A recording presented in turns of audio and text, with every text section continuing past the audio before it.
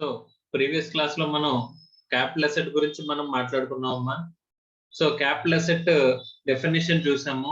Capital asset ని ఎలా define చేశారు అని చెప్పేసి చూసాము. What is includes and what is excludes అనేది మనం మాట్లాడుకున్నాము. సో ఇప్పుడు మనం మాట్లాడుకోబోయే విషయం ఏంటంటే కనుక ఈ క్యాపిటల్ అసెట్ ని we are dividing it into long term capital asset and short term capital asset. So capital assets ని మనం ఎలా డివైడ్ చేస్తూ ఉంటామా, long term capital asset, short term capital asset కింద మనం డివైడ్ చేస్తూ ఉంటాం.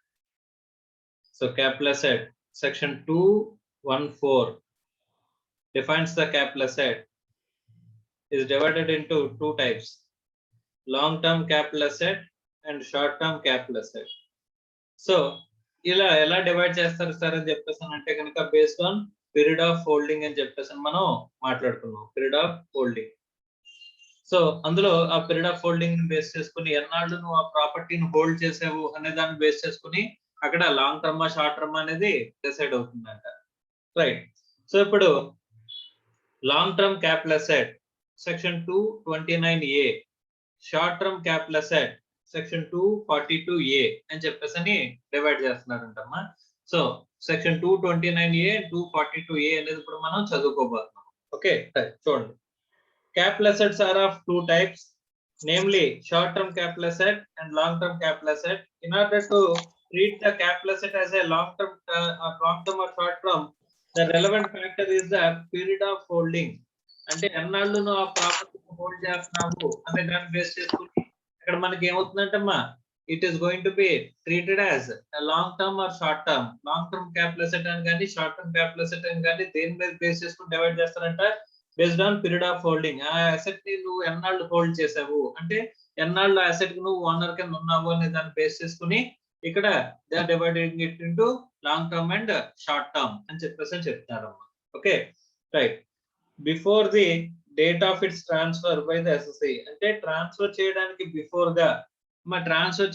బిఫోర్ గా నువ్వు ఎన్నాళ్ళు ఆ పీరియడ్ ని హోల్డ్ చేసావు, పీరియడ్ ఆఫ్ హోల్డింగ్ ఎంత ఉంది ఆ అసెట్ ని అని చెప్పేసి బేస్ చేసుకుని లాంగ్ టర్మ్ షార్ట్ టర్మ్ అనేది డిసైడ్ అవుతామని చెప్పేసి అని అంటున్నారు.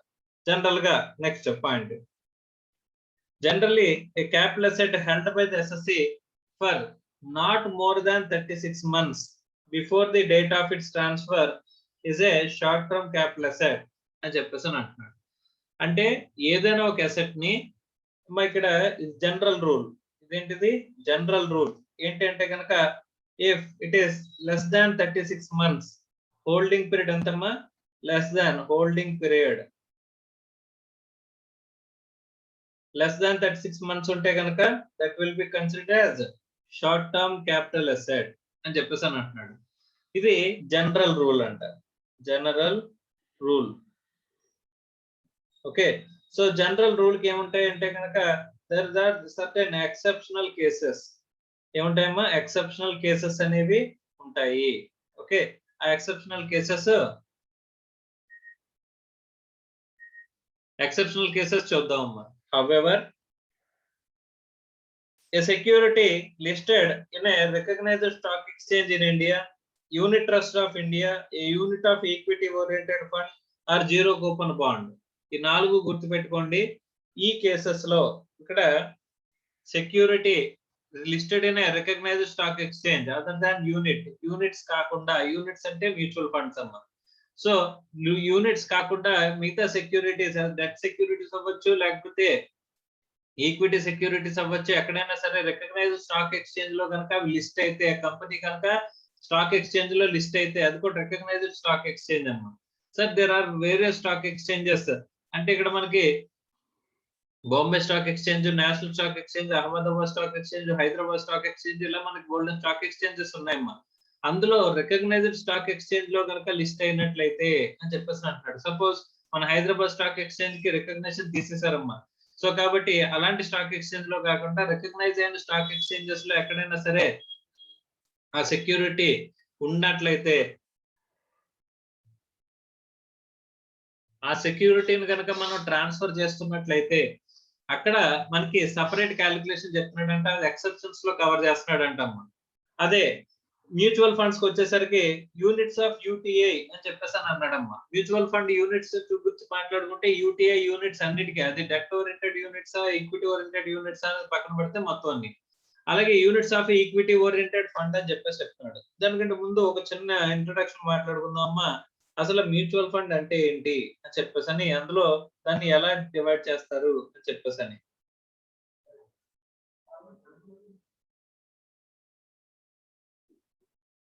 సో మ్యూచువల్ ఫండ్ అని చెప్పేసానంటే ఇప్పుడు ఒక స్మాల్ ఇన్వెస్టర్స్ ఎవరైతే ఉంటారో, అంటే ఇప్పుడు షేర్ మార్కెట్ గురించి నాకేమీ తెలియదమ్మా. నేను ఇన్వెస్ట్ చేద్దాం అనుకుంటున్నాను షేర్ మార్కెట్ లో to get some benefit.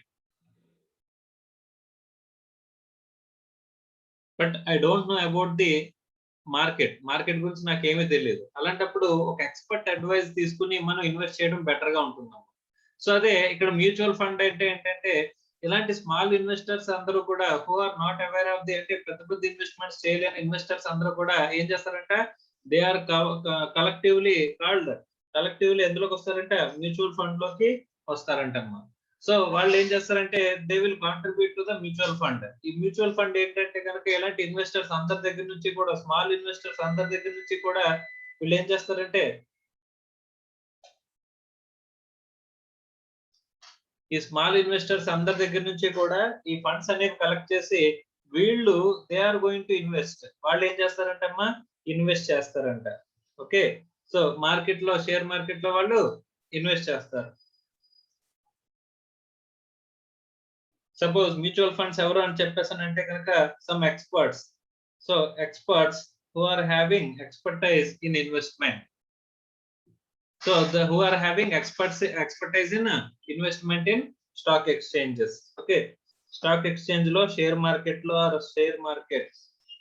So share market లో వాళ్ళు ఎక్స్పర్టైజ్ అంటే ఇన్వెస్ట్ చేయడానికి వాళ్ళకి ఎక్స్పర్టైజ్ ఉందంట. అలాంటి వాళ్ళకి మన స్మాల్ ఇన్వెస్టర్స్ అందరూ కూడా కాంట్రిబ్యూట్ చేస్తే వీళ్ళు కాంట్రిబ్యూట్ చేసిన డబ్బులకి ఈ మ్యూచువల్ ఫండ్ ఏం అలాట్ చేస్తుందంటమ్మా, మ్యూచువల్ ఫండ్ అలాట్స్ యూనిట్స్.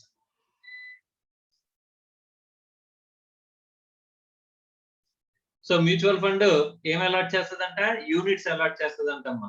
ఆ యూనిట్స్ ని బేస్ చేసుకుని వీళ్ళు ఏంటంటే ఫండ్ వాల్యూ ఇక్కడ డిటర్మైన్ అవుతుంది. ఇప్పుడు టోటల్ గా వీళ్ళు ఇన్వెస్ట్ చేసిన టోటల్ అమౌంట్, అంటే స్మాల్ ఇన్వెస్టర్స్ అందరూ కలిపి మ్యూచువల్ ఫండ్ కి డబ్బులు ఇస్తే మ్యూచువల్ ఫండ్ కి ఒక సపోజ్ ఒక 100 crores ఇచ్చారనుకోమ్మా, 100 crores ఫండ్ కింద ఉంటది అనమాట. సో ఈ మ్యూచువల్ ఫండ్ ఏం చేస్తుందంటే it will B investing in stock market. Stock market లో వీళ్ళు ఇన్వెస్ట్ చేస్తారమ్మా.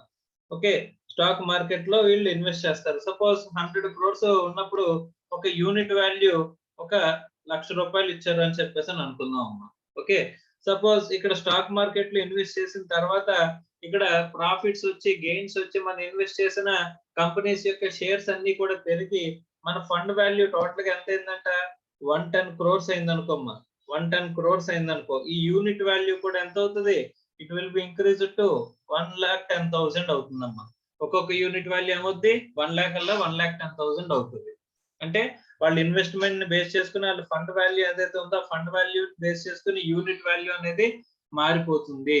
సో ఫండ్ వాల్యూ పెరిగితే యూనిట్ వాల్యూ పెరుగుతుంది, ఫండ్ వాల్యూ తగ్గితే యూనిట్ వాల్యూ తగ్గుతుంది. సపోజ్ వీళ్ళు రాంగ్ గా ఇన్వెస్ట్ చేయడం వల్ల ఈ ఫండ్ వాల్యూ కనుక ఇక్కడ 90 crores వచ్చేసింది అనుకోమ్మా, వీళ్ళ ఇన్వెస్ట్మెంట్ కూడా ఎంతకు వచ్చేస్తుంది, వీళ్ళ unit value per unit value ఎంత వస్తుందమ్మా, 90,000 వచ్చేస్తుందమ్మా. అలాగా టోటల్ గా వీళ్ళ ఫండ్ వాల్యూని బేస్ చేసుకుని మన యూనిట్ వాల్యూ కూడా ఉంటది. అంటే నథింగ్ బట్ ఈ యూనిట్సే కదమ్మా ఫండ్ లోకి వెళ్తాయి.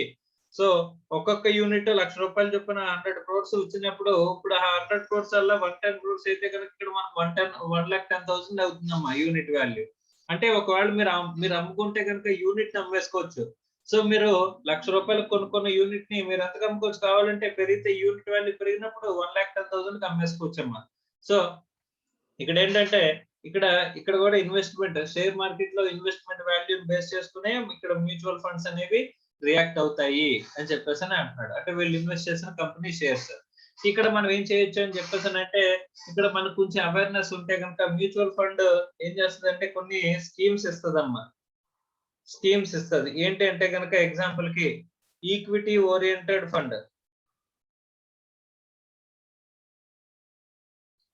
డెట్ ఓరియంటెడ్ ఫండ్,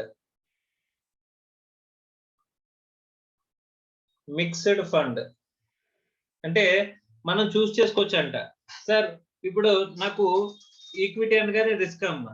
సో నాకు టోటల్‌గా రిస్క్ తీసుకోవాలనిపిస్తుంది సార్. అంటే రిస్క్ తీసుకుంటే రిటర్న్ ఎక్కువ వస్తదని చెప్పేసని విన్నాను. కాబట్టి నాకు రిస్క్ తీసుకోవాలనిపిస్తుంది.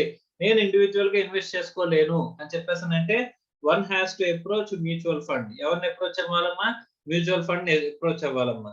సో వాళ్ళల్లో వాళ్ళు ఏం చేస్తారు? ఈక్విటీ ఓరియెంటెడ్ ఫండ్ అని చెప్పేసని ఒక ఫండ్‌ని ఏర్పాటు చేస్తారు. అంటే వాళ్ళు వాళ్ళ స్కీమ్స్ అన్నమాట. వాళ్ళ స్కీమ్స్ ఇప్పుడు సేవింగ్స్ అకౌంట్ మనకి కరెంట్ అకౌంట్ ఎలా ఉంటాయో బ్యాంక్స్ లో అలాగా ఈక్విటీ ఓరియెంటెడ్ ఫండ్ లో ఇన్వెస్ట్ చేయాలనుకుంటున్నారా అని చెప్పేసి సార్ నాకు టోటల్ గా రిస్క్ తీసుకోవాలనుకుంటున్నాను సార్. అంటే ఈ ఫండ్ లో ఇన్వెస్ట్ చేసిన ప్రతి ఒక్కళ్ళ డబ్బులు కూడా ఎక్కడ ఇన్వెస్ట్ చేస్తారంటే మ్యూచువల్ ఫండ్స్ వాళ్ళు ఈక్విటీ షేర్స్ లోనే ఇన్వెస్ట్ చేస్తారంటమ్మా.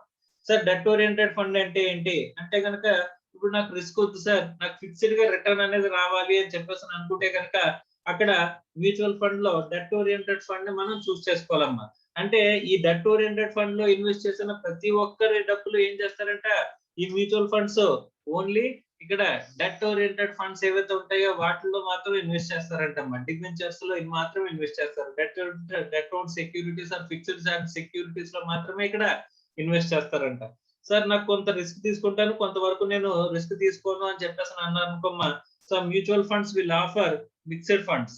సో మిక్స్డ్ ఫండ్స్ అంటే కొంతవరకు ఈక్విటీలోని కొంతవరకు డెట్ లోనే అంటే రిస్క్ లేకుండా మనకి ఇన్వెస్ట్ చేసుకుంటూ వెళ్తారంట. సో ఈ వీటి ఫండ్ వాల్యూ ఏదైతే ఉంటుందో ఇక్కడ ఫండ్ వాల్యూ ఏదైతే ఉంటుందో fund value will decide the unit value. Unit వాల్యూని డిసైడ్ చేస్తాయి అని చెప్పేసి ఏ ఫండ్ కి ఆ ఫండ్ కి సపరేట్ గా ఫండ్ వాల్యూ అనేది ఉంటది. ఆ ఫండ్ వాల్యూని బేస్ చేసుకుని యూనిట్ వాల్యూ అనేది డిసైడ్ అవుతుందమ్మా. ఓకే, సో ఇక్కడ కూడా సేమ్. సో ఇలాగా మనకి ఏమంటున్నాడంటే ఇలా వేరియస్ ఫండ్స్ అనేవి మనకి ఉంటాయి. సార్ మ్యూచువల్ ఫండ్స్ ఎన్ని రకాలుగా ఉంటాయి సార్? బోల్డ్ అని ఉన్నాయమ్మా. మ్యూచువల్ ఫండ్స్ అనేవి బోల్డ్ అని ఉన్నాయి. So they are expert in investing అన్నమాట. ఓకే, దే ఆర్ ఇన్వెస్టింగ్ అంటే మీ డబ్బులు ఇన్వెస్ట్ చేస్తారు. ఆ డబ్బుల్ని ఏం చేస్తారమ్మా యూనిట్స్ రూపంలోకి మార్చి మీకు అలాట్ చేస్తారు. ఆ ఫండ్ వాల్యూని బేస్ చేసుకుని మీ యూనిట్ వాల్యూ కూడా డిసైడ్ అవుతుంది. అలాంటి ఫండ్స్ ఎన్ని రకాలుగా మెయింటైన్ చేయొచ్చు వాళ్ళు? ఈక్విటీ ఓరియెంటెడ్ ఫండ్ ఉండొచ్చు, డెట్ ఓరియెంటెడ్ ఫండ్ ఉండొచ్చు, ఫిక్స్డ్ ఫండ్ ఉండొచ్చు. Okay, right. ఇప్పుడు ఒకసారి చూడండమ్మా.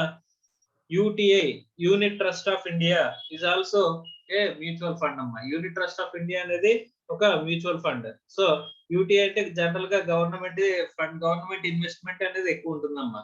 సో యూటీఐ అనేది ఏదైతే ఉంటుందో యూనిట్ ట్రస్ట్ ఆఫ్ ఇండియాలో అయితే కనుక అది మ్యూచువల్ ఫండే. ఇక్కడ ఇక్కడ ఏ ఫండ్ అయినా పర్లేదు. యూటీఐ దగ్గర అయితే కనుక యూనిట్స్ ఆఫ్ యూటీఐ అన్నాడు కానీ ఏ యూనిట్స్ అయినా గురించి ఇక్కడ మనం మాట్లాడట్లేదమ్మా.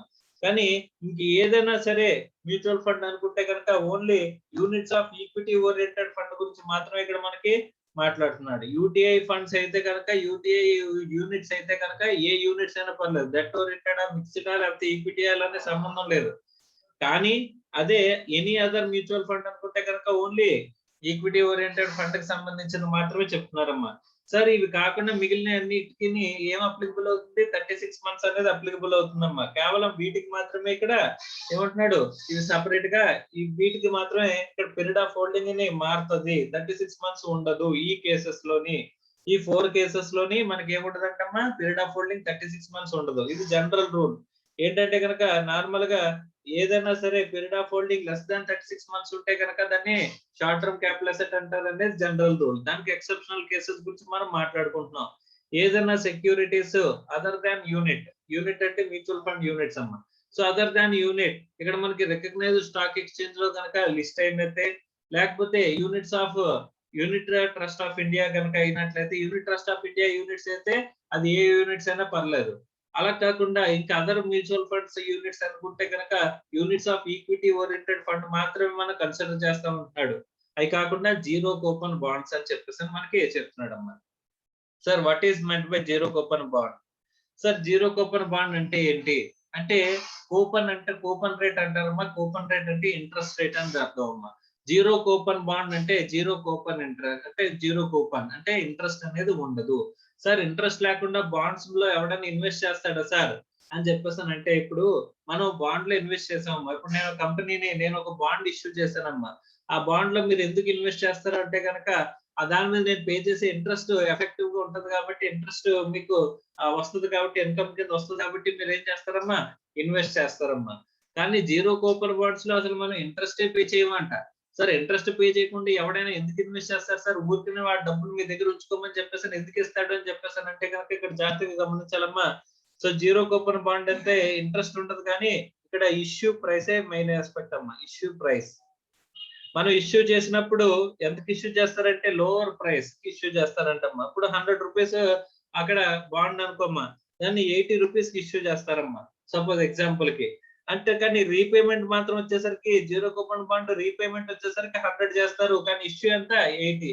ఇక్కడ ఎన్నాళ్ళు అయితే పీరియడ్ కవర్ అయిందో ఇక్కడ 20 రూపీస్ ఉంది కదా, ఈ 20 రూపీస్ గ్యాప్ అనేది ఏంటంట ఇంట్రెస్ట్ ఇన్కమ్. సో అది ఎంత పీరియడ్ కి ఇక్కడ ఎంత పీరియడ్ అయితే కవర్ అయిందో ఆ బాండ్ యొక్క పీరియడ్ ఎన్నాళ్ళు అయితే కవర్ అయిందో ఆ పీరియడ్ కి 20 రూపీస్ ఇంట్రెస్ట్ కి మీరు ఇప్పుడు 2 ఇయర్స్ అనుకోమ్మా, 2 ఇయర్స్ కి 20 రూపీస్ అంటే ఎఫెక్టివ్ రేట్ ఈ పెరానం ఎంత అని చెప్పేసి చూసుకుని అది మీకు ఎఫెక్టివ్ గా సరిపోతుంది అనుకుంటే కనుక మీరు ఇన్వెస్ట్ చేస్తారమ్మా. సో అలా ఇష్యూ చేసే బాండ్స్ ని ఏమంటారమ్మా? జీరో కూపన్ బాండ్స్ అని చెప్పేసి అని అంటారు. అంటే ఇంట్రెస్ట్ రేట్ కి సంబంధం లేకుండా ఇంట్రెస్ట్ అనేది ఉండదు అసలు. అలాంటి బాండ్స్ ని జీరో కూపన్ బాండ్స్ అని చెప్పేసి అని అంటారు. సో ఇక్కడ ఎక్కడైతే రికగ్నైజ్డ్ స్టాక్ ఎక్స్చేంజ్ లో లిస్ట్ అయిన సెక్యూరిటీస్ గానీ, యూనిట్స్ ఆఫ్ యూటీఐ గానీ, equity oriented fund of any mutual fund గానీ, లేకపోతే జీరో కూపన్ బాండ్స్ గానీ, ఈ 4 కేసెస్ లోని మనకి ఏం చెప్తున్నాడు అని చెప్పేసి అంటే కనుక ఇంపార్టెంట్ పాయింట్ అమ్మా పీరియడ్ ఆఫ్ హోల్డింగ్ గురించి. shall be treated as short term capital asset if they are held for not more than 12 months before the date of its transfer. Transfer జరగడానికి ముందు 12 మంత్స్ కనుక వాళ్ళ దగ్గర హోల్డ్ చేసినట్లయితే not more than 12 months అని చెప్పేసి అంటాడు. అప్పుడు దాన్ని ఇక్కడ ఏమంటున్నాడమ్మా, ఇక్కడ షార్ట్ టర్మ్ క్యాపిటల్ అసెట్ కింద ట్రీట్ చేస్తాడంట. సో ఎక్సెప్షనల్ కేసెస్ లో ఈ 4 గురించి ఏంటి, securities listed in a recognized stock exchange లో recognized stock exchange లో లిస్ట్ అయిన సెక్యూరిటీస్ గురించి, తర్వాత UTI units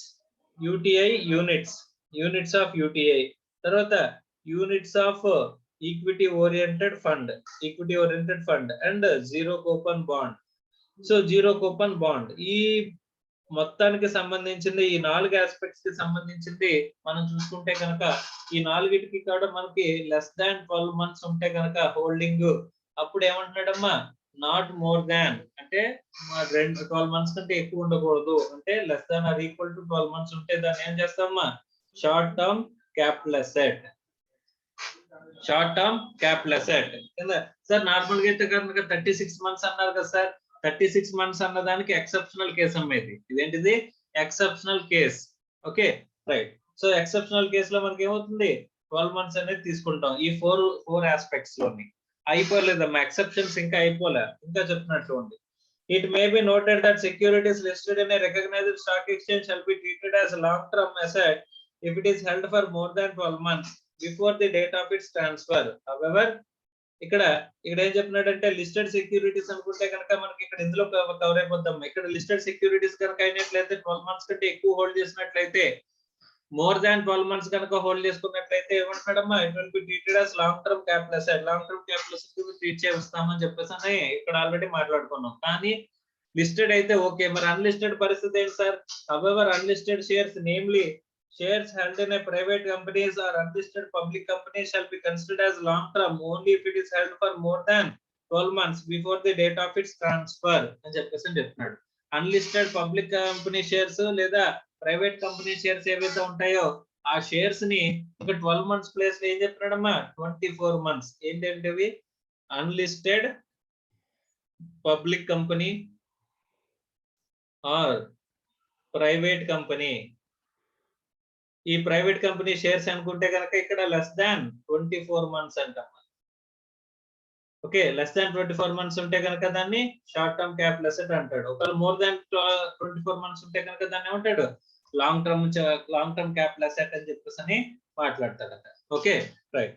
next, similarly capital assets in the nature of land or building or both shall be treated as long term capital asset if it is held for more than 12 months, 24 months before its date of transfer. దీంతో ఇంకొక exception ఏంటమ్మా, land or building or both so ఇక్కడ కూడా మనకి ఏంటంటే 24 months చెప్తున్నాడు. Less than 24 months ఉంటే కనుక దాన్ని short term capital asset, less than or equal to, ఇక్కడ less than or equal to. So అదే మోర్ దాన్ 24 మంత్స్ ఉంటే కనుక అక్కడ లాంగ్ టర్మ్ అవుతుంది అని చెప్పేసి అన్నాడు. ఇవన్నీ కూడా ఏంటమ్మా exceptional cases. Exceptional cases 1, 2 and 3. So there are 3 exceptional cases covered here. ఏంటంటే కనుక ఒకటి securities listed in a recognised stock exchange, units of UTI or units of equity oriented fund or zero coupon bonds. ఇవైతే కనుక less than or equal to 12 months ఉంటే కనుక దాన్ని short term capital asset అంటారు. అదే unlisted public company or private company shares అనుకుంటే కనుక అక్కడ less than or equal to 24 months అంటే కనుక అక్కడ దాన్ని షార్ట్ టర్మ్ క్యాపిటల్ అసెట్ అంటారు. అదే ల్యాండ్ అండ్ బిల్డింగ్ కూడా ఈ 24 మంత్స్ అప్లికబుల్ అవుతుందని చెప్పేసి మనకి చెప్తున్నాడు. సో ఇవి కానివి ఏవైతే ఉంటాయో ఇవి అన్ని వాటన్నిటికీ కూడా జనరల్ రూల్ అప్లికబుల్ అవుతుందమ్మా. ఎక్సెప్షనల్ కేసెస్ కానివి ఏవైతే ఉంటాయో అవన్నీ కూడా మనకి ఏంటంటే ఇవి ఎక్సెప్షనల్ కేసెస్ లో లేనివి ఏవైతే ఉంటాయో అవన్నీ కూడా మనకి ఎందులో కవర్ అవుతాయమ్మా general rule. What is general rule అంటే less than or equal to 36 months ఉంటే కనుక అది ఏమవుతుందమ్మా short term capital asset. 36 months అంటే 3 ఇయర్స్ అమ్మా. ఓకే, ఒక టేబుల్ ఇచ్చాడమ్మా, టేబుల్ ను ఒకసారి జస్ట్ చూడండి. సో ఇక్కడ లిస్టెడ్ షేర్స్ గానీ, యూనిట్స్ ఆఫ్ యూటీఐ గానీ, units of equity oriented fund గానీ, జీరో కూపన్ బాండ్స్ గానీ ఇవి చూసుకుంటే కనుక less than or equal to 12 months ఉంటే కనుక short term, more than 12 months ఉంటే long term. Unlisted shares immovable property being land or building or both. Unlisted అంటే ఇక్కడ పబ్లిక్ కంపెనీ అవ్వచ్చు, ప్రైవేట్ కంపెనీ అవ్వచ్చు. ప్రైవేట్ కంపెనీ ఆల్వేస్ అమ్మా మనకి listed అవ్వాలంటే ఖచ్చితంగా పబ్లిక్ కంపెనీ అయి ఉండాలమ్మా. So private company or unlisted public company రెండింటిని కూడా ఇక్కడ కవర్ చేస్తున్నాడు. Unlisted public company. సో ఇవైతే కనుక లెస్ దాన్ 24 మంత్స్ ఉంటే కనుక short term, more than 24 months ఉంటే కనుక less than or equal to 24 months ఉంటే short term, more than 24 months ఉంటే కనుక లాంగ్ టర్మ్ అని చెప్పేసి మనకి చెప్తున్నాడు అమ్మా. Okay, next units of debt oriented fund, unlisted securities other than shares, all other capital assets. మిగతా వాటి అన్నిటికీ కూడా పైన ఇక్కడ ఈ 3 కూడా ఎక్సెప్షనల్ కేసెస్ లో కవర్ అయినాయి అమ్మా. ఇవన్నీ కూడా మనకి ఎక్సెప్షనల్ కేసెస్ లో కవర్ అయినవి. ఇవి కాకుండా మిగిలిన ప్రతి వాటికి కూడా మనకి ఏంటి less than or equal to 36 months ఉంటే short term, more than 36 months ఉంటే లాంగ్ టర్మ్ అని చెప్పేసి మనకి చెప్తున్నారు. ఓకే రైట్ సార్, ఇక్కడ short term long term decide అవ్వాలి అంటే కనుక ఇక్కడ ఎన్ని మంత్స్ మనం హోల్డ్ చేయాలి, ఎన్ని మంత్స్ మనం హోల్డ్ చేయాలి అని చెప్పేసి చెప్పారు.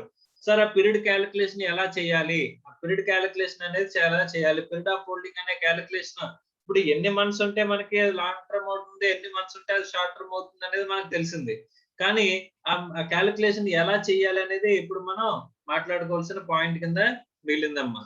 Okay, so first period of holding.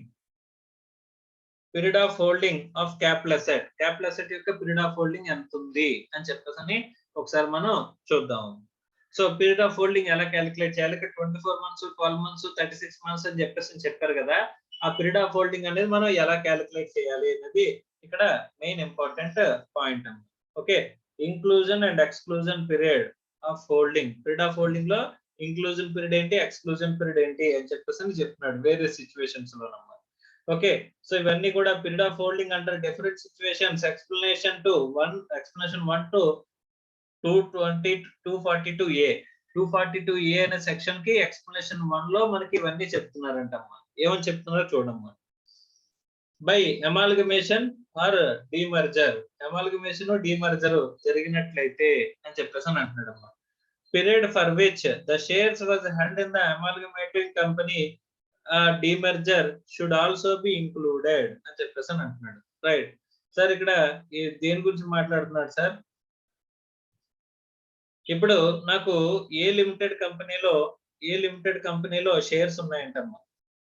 A limited కంపెనీలో నాకు షేర్స్ ఉన్నాయంట. ఓకే, సో ఇక్కడ ఈ ఏ లిమిటెడ్ వెళ్ళి బి లిమిటెడ్ తో కలిసిపోయిందంట. ఓకే, వచ్చింది ఏంటంటే ఏబి లిమిటెడ్ షేర్స్ వచ్చి ఏబి లిమిటెడ్ వచ్చింది. దీన్నేమో అమాల్గమేటెడ్ కంపెనీ అంటారు. అమాల్గమేటెడ్.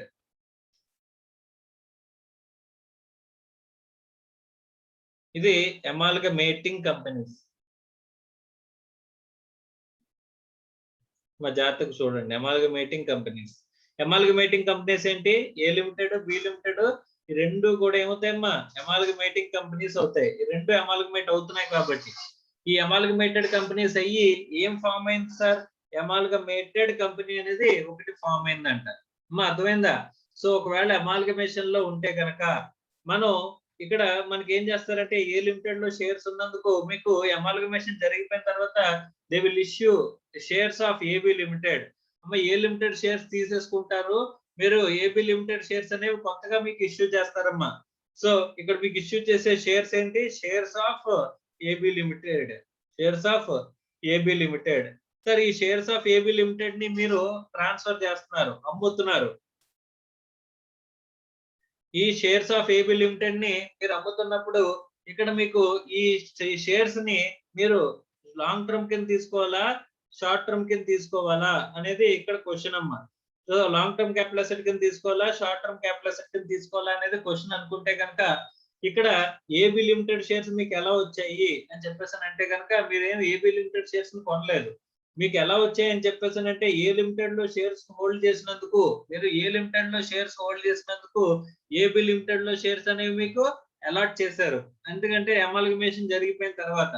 సో కాబట్టి ఇక్కడ ఏమంటున్నాడంటే జాగ్రత్తగా చూడండమ్మా. Period for which the shares were held in the amalgamating company. ఈ అమాల్గమేటింగ్ కంపెనీలో షేర్స్ నేను హోల్డ్ చేస్తున్న పీరియడ్ కూడా నేను కన్సిడర్ చేయాలంట. సార్ ఇక్కడ నేను ఇక్కడ 1.5 ఇయర్స్ నేను ఈ షేర్స్ హోల్డ్ చేశానంటమ్మా. ఇక్కడ ఏబి లిమిటెడ్ షేర్స్ వచ్చిన తర్వాత ఏబి లిమిటెడ్ షేర్స్ నేను ఎన్నాళ్ళు హోల్డ్ చేశానంటే కనుక ఇక్కడ 2 ఇయర్స్ హోల్డ్ చేశానంటమ్మా. ఓకే, సో అనుకుంటే కనుక ఇక్కడ మనకి ఏమవుతుంది 2 ప్లస్ 1.5 అంటే టోటల్ పీరియడ్ ఆఫ్ హోల్డింగ్ అనేది వచ్చేసరికి ఎన్ని మంత్స్ అవుతుంది?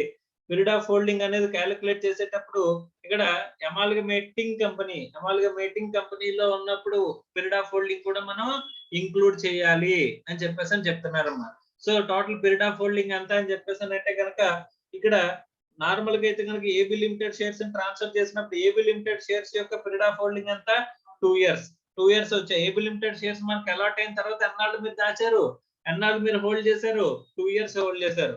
సో 2 ఇయర్స్ తో పాటుగా ప్లస్ ఈ అమాల్గమేటింగ్ కంపెనీ షేర్స్ వల్లే మీకు అమాల్గమేటెడ్ కంపెనీ షేర్స్ వచ్చాయి. ఏ లిమిటెడ్ షేర్స్ హోల్డింగ్ ఉండడం వల్లే ఏబి లిమిటెడ్ లో మీకు షేర్స్ అనేది అలాట్ అయినాయి అని చెప్పేసి అనుకుంటే అలా అలాట్ అయిన షేర్స్ కనుక మీరు అమ్ముతున్నట్లయితే అలాంటప్పుడు ఆ షేర్స్ ఆఫ్ ఏబి లిమిటెడ్ అనేది తీసుకునేటప్పుడు ఇక్కడ ఏం తీసుకోవాలమ్మా, అది లాంగ్ టర్మ్ షార్ట్ టర్మ్ అని చెప్పేసి అంటే కనుక డిసైడ్ చేయాలంటే కనుక పీరియడ్ మనకు కావాలి. పీరియడ్ అనేది 36 మంత్స్ కంటే ఎక్కువ ఉందా, తక్కువ ఉందా, ఈక్వల్ గా ఉందా అనేది మనకి కావాలమ్మా. ఒకవేళ ఎక్కువగా ఉందని చెప్పేసి తెలిస్తే లాంగ్ టర్మ్ అంటాం, తక్కువగా ఉందంటే మనం షార్ట్ టర్మ్ అంటాం. ఈ ఫర్దర్ దాన్ ఎక్సెప్షనల్ కేసెస్ లో కవర్ అవ్వకపోతే కనుక. రైట్ సార్, ఇక్కడ మనకి పీరియడ్ ఆఫ్ హోల్డింగ్ తీసుకునేటప్పుడు ఏం చేసుకోమంటున్నారు? అమాల్గమేటింగ్ కంపెనీ షేర్స్ ని కూడా పీరియడ్ ని కూడా హోల్డ్ చేయమంటున్నారు, అంటే ఇంక్లూడ్ చేయమంటున్నారమ్మా.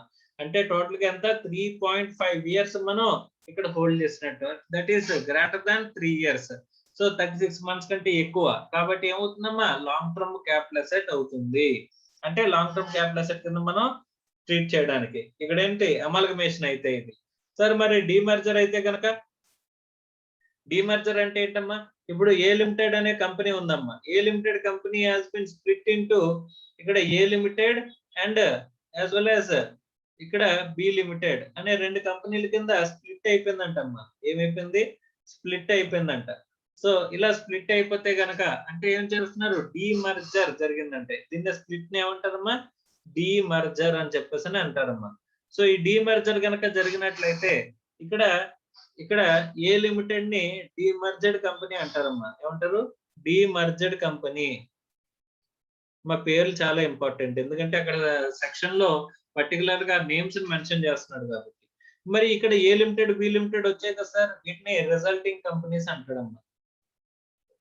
అంటే ఇప్పుడు ఎవరికైతే ఏ లిమిటెడ్ లో షేర్స్ ఉన్నాయో వాళ్ళకి ఏ లిమిటెడ్ లో షేర్స్ ఇస్తారు, బి లిమిటెడ్ లో షేర్స్ కూడా ఇస్తారమ్మా. సో ఇవేంటి? రిజల్టింగ్ కంపెనీస్ కాబట్టి. సో ఇప్పుడు కన్ఫ్యూజింగ్ గా ఉంటే కొన్ని ఏఏ, ఇక్కడ ఏబి అని చెప్పేసి అనుకుందాం. ఓకే, సో ఏఏ కంపెనీ షేర్స్ ఇస్తారు, ఏబి కంపెనీ షేర్స్ ఇస్తారు. అంటే డిమర్జెడ్ కంపెనీలో షేర్స్ ఉన్న ప్రతి ఒక్కరికి రిజల్టింగ్ కంపెనీలో షేర్స్ ని అలాట్ చేస్తారు. ఏ కంపెనీలో షేర్స్ ఇస్తారు, ఏబి కంపెనీలో కూడా షేర్స్ ఇస్తారమ్మా. Okay right. ఇప్పుడు ఈ రిజల్టింగ్ కంపెనీ షేర్స్ కనుక నేను సేల్ చేస్తున్నప్పుడు, ఈ షేర్స్ అనేవి నేను ఏం చేస్తున్నానంటమ్మా, సేల్ చేస్తున్నప్పుడు, ట్రాన్స్ఫర్ చేస్తున్నప్పుడు ఇక్కడ పీరియడ్ ఆఫ్ హోల్డింగ్ అనేది ఈ రిజల్టింగ్ కంపెనీ షేర్స్ యొక్క పీరియడ్ ఆఫ్ హోల్డింగ్ అనేది తీసుకునేటప్పుడు ఇది లాంగ్ టర్మా షార్ట్ టర్మ్ అనేది డిసైడ్ ఎలా అవుతుంది సార్ అని చెప్పేసానంటే, ఈ డిమర్జెడ్ కంపెనీలో షేర్స్ ఎన్నాళ్ళు అయితే హోల్డ్ చేసావు, ఇప్పుడు ఈ కంపెనీ షేర్స్ అమ్ముతున్నానమ్మా నేను. సో ఏ కంపెనీ యొక్క షేర్స్ నేను అమ్ముతున్నాను, ఏ కంపెనీ షేర్స్ నేను ఎన్నాళ్ళు హోల్డ్ చేశానంటే కనుక ఇక్కడ నేను 2.5 years హోల్డ్ చేశానంటమ్మా. ఓకే, ఇక్కడ ఏ లిమిటెడ్ లో షేర్స్ నేను ఇక్కడ ఎన్నాళ్ళు హోల్డ్ చేశానంటే 1 year హోల్డ్ చేశానంటమ్మా. 1 year నాకు అలాట్ 1 year కొన్న తర్వాత ఈ కంపెనీ ఏమైపోయింది, డిమర్జర్ జరిగి ఏఏ లిమిటెడ్ ఏబి లిమిటెడ్ కింద మారిపోయి ఏఏ లిమిటెడ్ లోని షేర్స్ వచ్చాయి, ఏబి లిమిటెడ్ షేర్ లోని షేర్స్ వచ్చాయి. ఇలా ఏఏ లిమిటెడ్ లో షేర్స్ వచ్చిన తర్వాత వాటిని నేను అమ్ముతున్నానంటమ్మా. ఏఏ లిమిటెడ్ షేర్స్ ని ఎన్నాళ్ళకి అమ్ముతున్నాను, నేను 2.5 years హోల్డ్ చేసి అమ్ముతున్నానంట. సో అలాంటప్పుడు నేను ఇంక్లూడ్ చేయాలంటే ఇక్కడ పీరియడ్ ఆఫ్ హోల్డింగ్ క్యాలిక్యులేట్ చేసేటప్పుడు 2.5 years ఈ కంపెనీ యొక్క ఏఏ లిమిటెడ్ యొక్క షేర్స్ ని నేను తీసుకోవాలి పీరియడ్ ఆఫ్ హోల్డింగ్, ప్లస్ ఈ డిమర్జెడ్ కంపెనీ దేని వల్ల అయితే ఈ షేర్స్ ఏఏ లిమిటెడ్ షేర్స్ వచ్చాయంటే కనుక నువ్వు పీరియడ్ ఆఫ్ హోల్డింగ్ ఎక్కడ ఉంది, ఏ లిమిటెడ్ లో షేర్స్ ఉన్నందుకు. సో ఈ పీరియడ్ ను కూడా నువ్వు కన్సిడర్ చేయాలి. అంటే 1 year అంటే టోటల్ ఎంత 3.5 years అవుతుందమ్మా. 3.5 years అంటే it is more than 36 months. సో కాబట్టి మోర్ దాన్ 36 months అంటే ఇందులోకి వస్తుందమ్మా, it is long term capital asset లోకి వస్తుంది అమ్మా. While calculating the period of holding in case of amalgamation or demerger ఎలా చేయాలి, ఇదేమో అమాల్గమేషన్ కి ఎగ్జాంపుల్ అమ్మా. అమాల్గమేషన్ ఓకే, ఇది డిమర్జర్. సో ఇది డిమర్జర్ కి example. Okay right. Period of holding ఎలా క్యాలిక్యులేట్ చేయాలనే దానికి ఏ పీరియడ్ ఇంక్లూడ్ చేయాలి, ఈ పీరియడ్ ని ఎక్స్క్లూడ్ చేయాలి. అంటే నువ్వు ప్రీవియస్ గా ఈ కంపెనీ షేర్లు ఎలాగైతే ఇష్యూ ఎలాంటివి అంటే ప్రీవియస్ గా కంపెనీలో షేర్స్ హోల్డ్ చేయడం వల్ల అని చెప్పేసి అనుకుంటే ఆ పీరియడ్ ఆఫ్ హోల్డింగ్, ఆ కంపెనీ యొక్క పీరియడ్ ఆఫ్ హోల్డింగ్ కూడా మనం ఇక్కడ ఇంక్లూడ్ చేసి పీరియడ్ ఆఫ్ హోల్డింగ్ అనేది క్యాలిక్యులేట్ చేయాలని చెప్పేసి మనకి చెప్తున్నారమ్మా. Okay right. నెక్స్ట్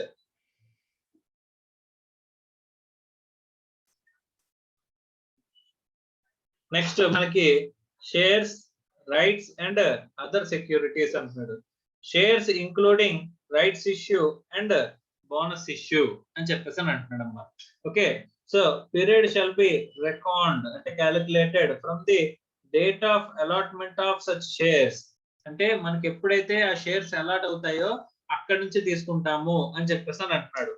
షేర్స్ అనేవి ఇంక్లూడింగ్ రైట్స్ ఇష్యూ గానీ, బోనస్ ఇష్యూ గానీ, బోనస్ షేర్స్ గానీ, మీకు bonus shares issue bonus shares వచ్చినా, రైట్ షేర్స్ వచ్చినా, లేకపోతే షేర్స్ మీరు కొన్నా దాన్ని ఎక్కడి నుంచి తీసుకుంటాడంటే మా స్టార్టింగ్ క్యాలిక్యులేషన్ అనేది date of allotment of such shares. ఆ షేర్స్ మీకు ఎప్పుడైతే అలాట్ అయిందో అక్కడి నుంచి తీసుకుంటాము అని చెప్పేసి చెప్తున్నాడమ్మా. Period of holding calculation. Sir ఇక్కడ నేను ఎప్పుడు అమ్మానో తెలుసు, కానీ ఇక్కడ బోనస్ షేర్స్ ని ఎప్పటి నుంచి పీరియడ్ ఆఫ్ హోల్డింగ్ స్టార్టింగ్ ఎక్కడి నుంచి తీసుకోవాలనేది తెలియదు. సార్ బోనస్ షేర్స్ ఎందుకు వస్తాయి సార్, ఒరిజినల్ షేర్స్ నాకు ఉండడం వల్ల బోనస్ షేర్స్ వస్తాయి. అలాంటప్పుడు బోనస్ షేర్స్ యొక్క పీరియడ్ ఆఫ్ బోనస్ షేర్స్ అమ్ముతున్నాను నేను. అలాంటప్పుడు ఎప్పుడు అమ్ముతున్నానో డేట్ ఆఫ్ సెల్లింగ్ తెలుసు, బట్ డేట్ ఆఫ్ ట్రాన్స్ఫర్ తెలుసు. మరి పర్చేజ్ ఎక్కడ నుంచి స్టార్ట్ చేసుకోవాలి, పీరియడ్ ఆఫ్ హోల్డింగ్ అనేది క్యాలిక్యులేట్ చేసేటప్పుడు స్టార్టింగ్ పాయింట్ ఎండింగ్ పాయింట్ రెండు ఉండాలి. ఆ అసెట్ మనకు వచ్చినప్పుడు పీరియడ్, అవి మనం అమ్మినప్పుడు పీరియడ్ తెలుసు, అంటే డేట్ తెలుసు, కానీ ఎప్పుడు మనకు వచ్చింది అనేది చూస్తే కనుక బోనస్ షేర్స్ ని అలాట్మెంట్ డేట్ మనం స్టార్టింగ్ డేట్ కింద తీసుకోవాలి అని చెప్పేసి చెప్తున్నాడమ్మా. Period of holding shall be record from the date of allotment of such shares. ఎక్కడెక్కడ రైట్స్ ఇష్యూలో గానీ, బోనస్ ఇష్యూలో గానీ, shares including the bonus shares or rights issue అని చెప్పేసి చెప్తున్నాడు. Okay right.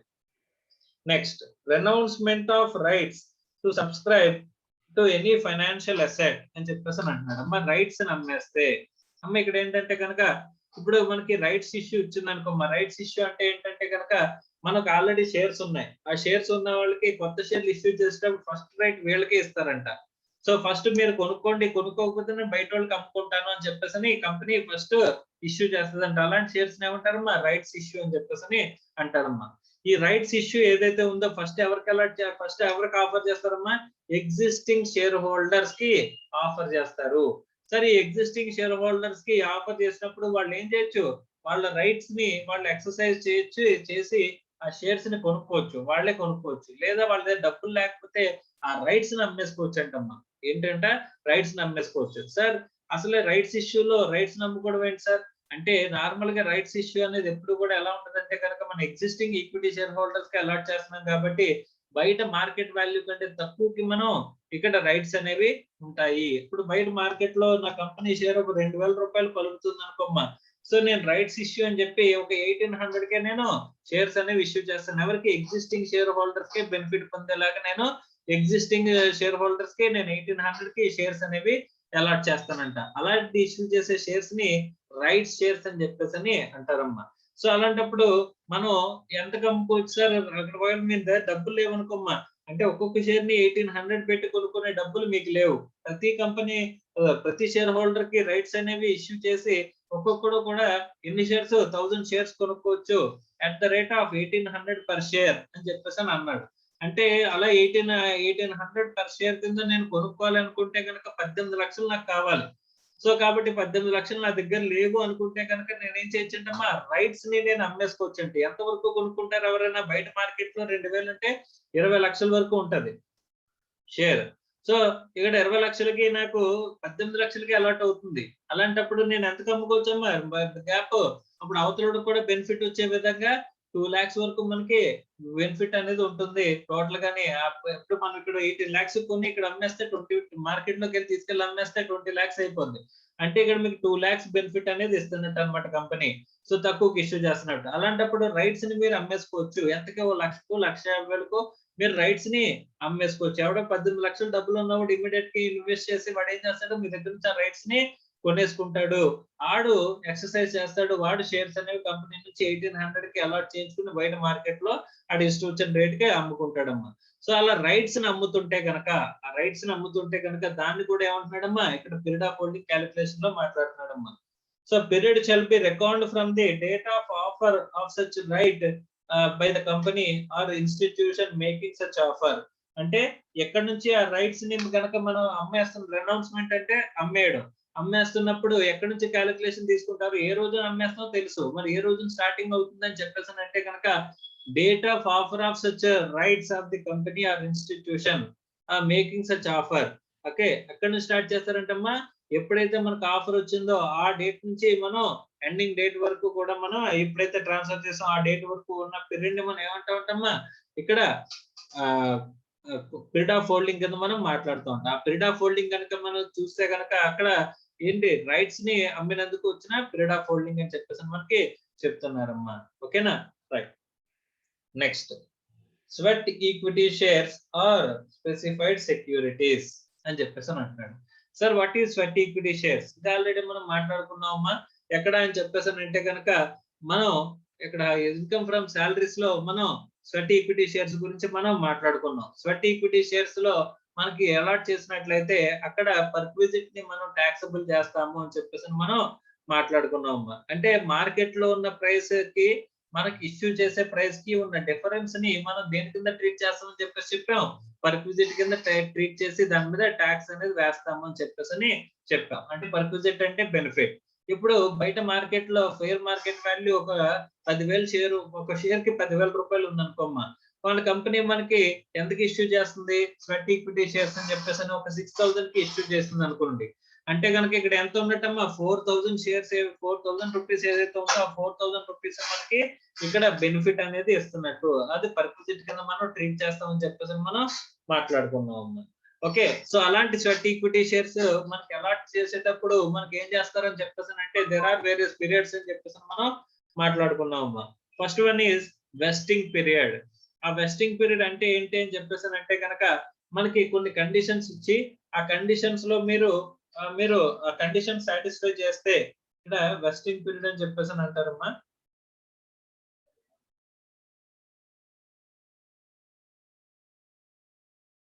వెస్టింగ్ పీరియడ్ అని చెప్పేసి అంటారు. ఆ వెస్టింగ్ పీరియడ్ లో మనకి ఏంటంటే కొన్ని కండిషన్స్ పెడతారు. ఎంప్లాయీస్ మేము చెప్పినట్టు వినాలి, ఇంత ప్రొడక్షన్ అచీవ్ అవ్వాలి, ఇలా కొన్ని కండిషన్స్ అనేవి పెడతారమ్మా.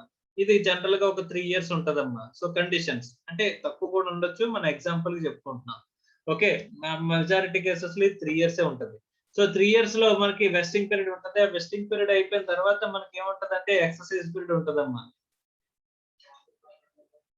అంటే ఈ వెస్టింగ్ పీరియడ్ లో మీకు గనక షేర్స్ మీరు వాళ్ళు చెప్పిన కండిషన్స్ అన్ని కనుక ఫాలో అయినట్లయితే అప్పుడు మీకు ఎక్సర్సైజ్ చేసే ఆప్షన్ అనేది ఇస్తారంట. అంటే మీరు ఆ షేర్స్ ని కొనుక్కునే ఆప్షన్ అనేది ఇస్తారంటమ్మా. ఓకే, ఆ ఎక్సర్సైజ్ పీరియడ్ లో ఎక్సర్సైజ్ చేస్తే కనుక అప్పుడు మీకు ఏం చేస్తారు? They will allot shares. They will allot shares. Shares ని మీకు అలాట్ చేస్తారు అని చెప్పేసి చెప్తున్నాడమ్మా. Okay, right.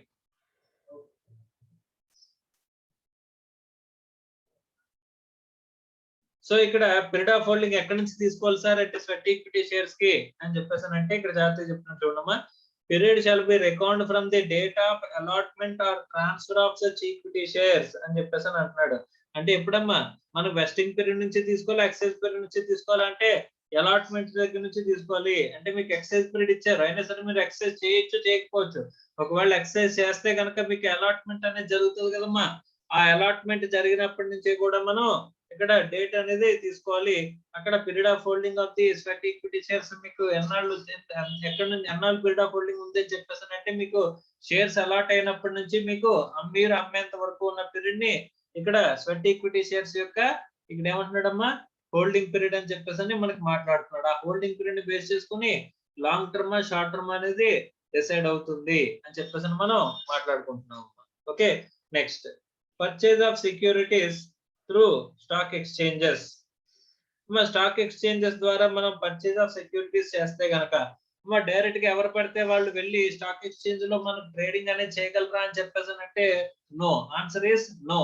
డైరెక్ట్ గా ఎవరు కూడా వెళ్ళి ఇప్పుడు నేను నా దగ్గర ₹1,00,000 ఉన్నాయంటే నేను వెళ్ళి స్టాక్ మార్కెట్ లో నేను వెళ్ళిపోయి బాంబే స్టాక్ ఎక్స్చేంజ్ వెళ్ళిపోయి నా ₹1,00,000 నేను కంపెనీస్ లో ఇన్వెస్ట్ చేయొచ్చా అని చెప్పేసానంటే అలా ఇన్వెస్ట్ చేయడానికి ఉండదు. ఇది మనం ఎలా ఇన్వెస్ట్ చేయాలి సార్ అని చెప్పేసానంటే కనుక ఇక్కడ ఏం చెప్తున్నాడంటేనమ్మా, so every investment in stock exchange should be through stock exchange లో ఇన్వెస్ట్మెంట్ జరగాలి అంటే కనుక should be through a broker. ఆ broker or sub broker. Broker కి ఎవరు ఉంటారమ్మా? సబ్ బ్రోకర్ ఉంటాడు. ఈ సబ్ బ్రోకర్ ఏం చేస్తారంటే కనుక ఇన్వెస్టర్స్ దగ్గర నుంచి ఇన్వెస్టర్స్ దగ్గర నుంచి కమిషన్ తీసుకుని అంటే వాళ్ళు ఏం చేస్తారంటే వీడు పర్చేజ్ చేయమంటే పర్చేజ్ చేస్తారు, సేల్ చేయమంటే సేల్ చేస్తారు. వీడి డబ్బుల్ని వీడు చెప్పిన రేట్ కి చెప్పిన టైం కి వీళ్ళు ఏం చేస్తారమ్మా బ్రోకర్స్ మార్కెట్ లో స్టాక్ ఎక్స్చేంజ్ ఏం చేస్తారంట పర్చేజ్ ఆర్ సేల్. అంటే వీళ్ళు చెప్పిన ఇన్స్ట్రక్షన్ ప్రకారం ఇన్వెస్టర్స్ చెప్పిన ఇన్స్ట్రక్షన్ ప్రకారం బ్రోకర్ ఏం చేస్తారంట ఈ broker is a person who is having a right to transact in stock exchange.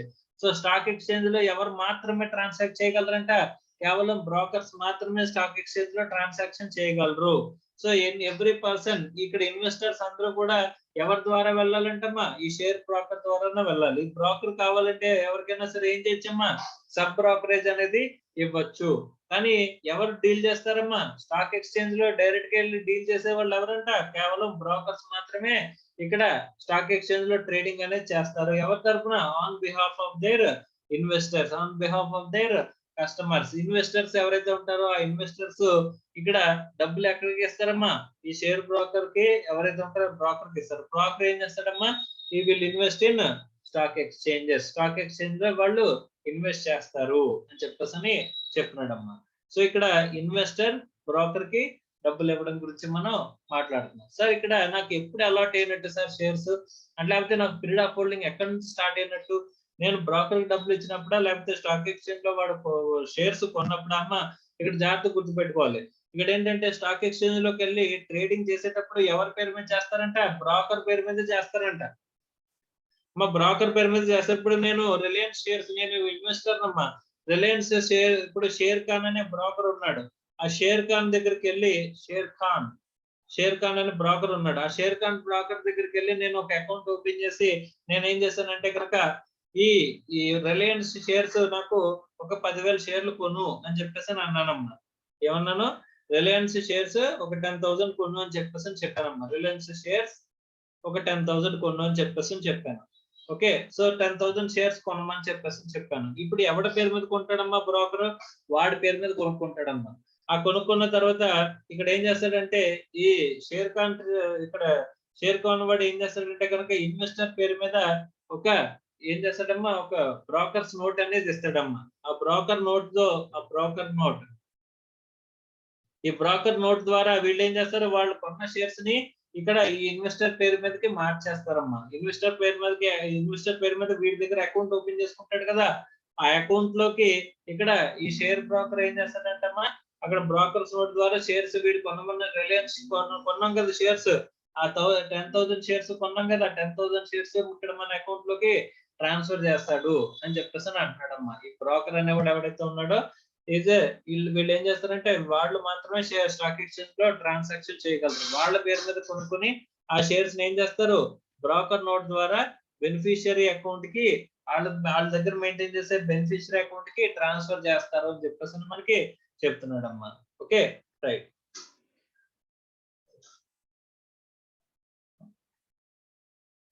So ఇక్కడ పీరియడ్ ఆఫ్ హోల్డింగ్ ఎలా తీసుకుంటాం సార్ అని చెప్పేసి అంటే, period shall be record from the date of purchase of securities by broker on behalf of the SSC. SC తరపున broker ఏ రోజైతే కొంటాడో అమ్మ బ్రోకర్ నోట్ అనేది రాసి మనకి షేర్స్ ఇప్పుడు మన అకౌంట్ లో వేయడం అనేది డిఫరెంట్.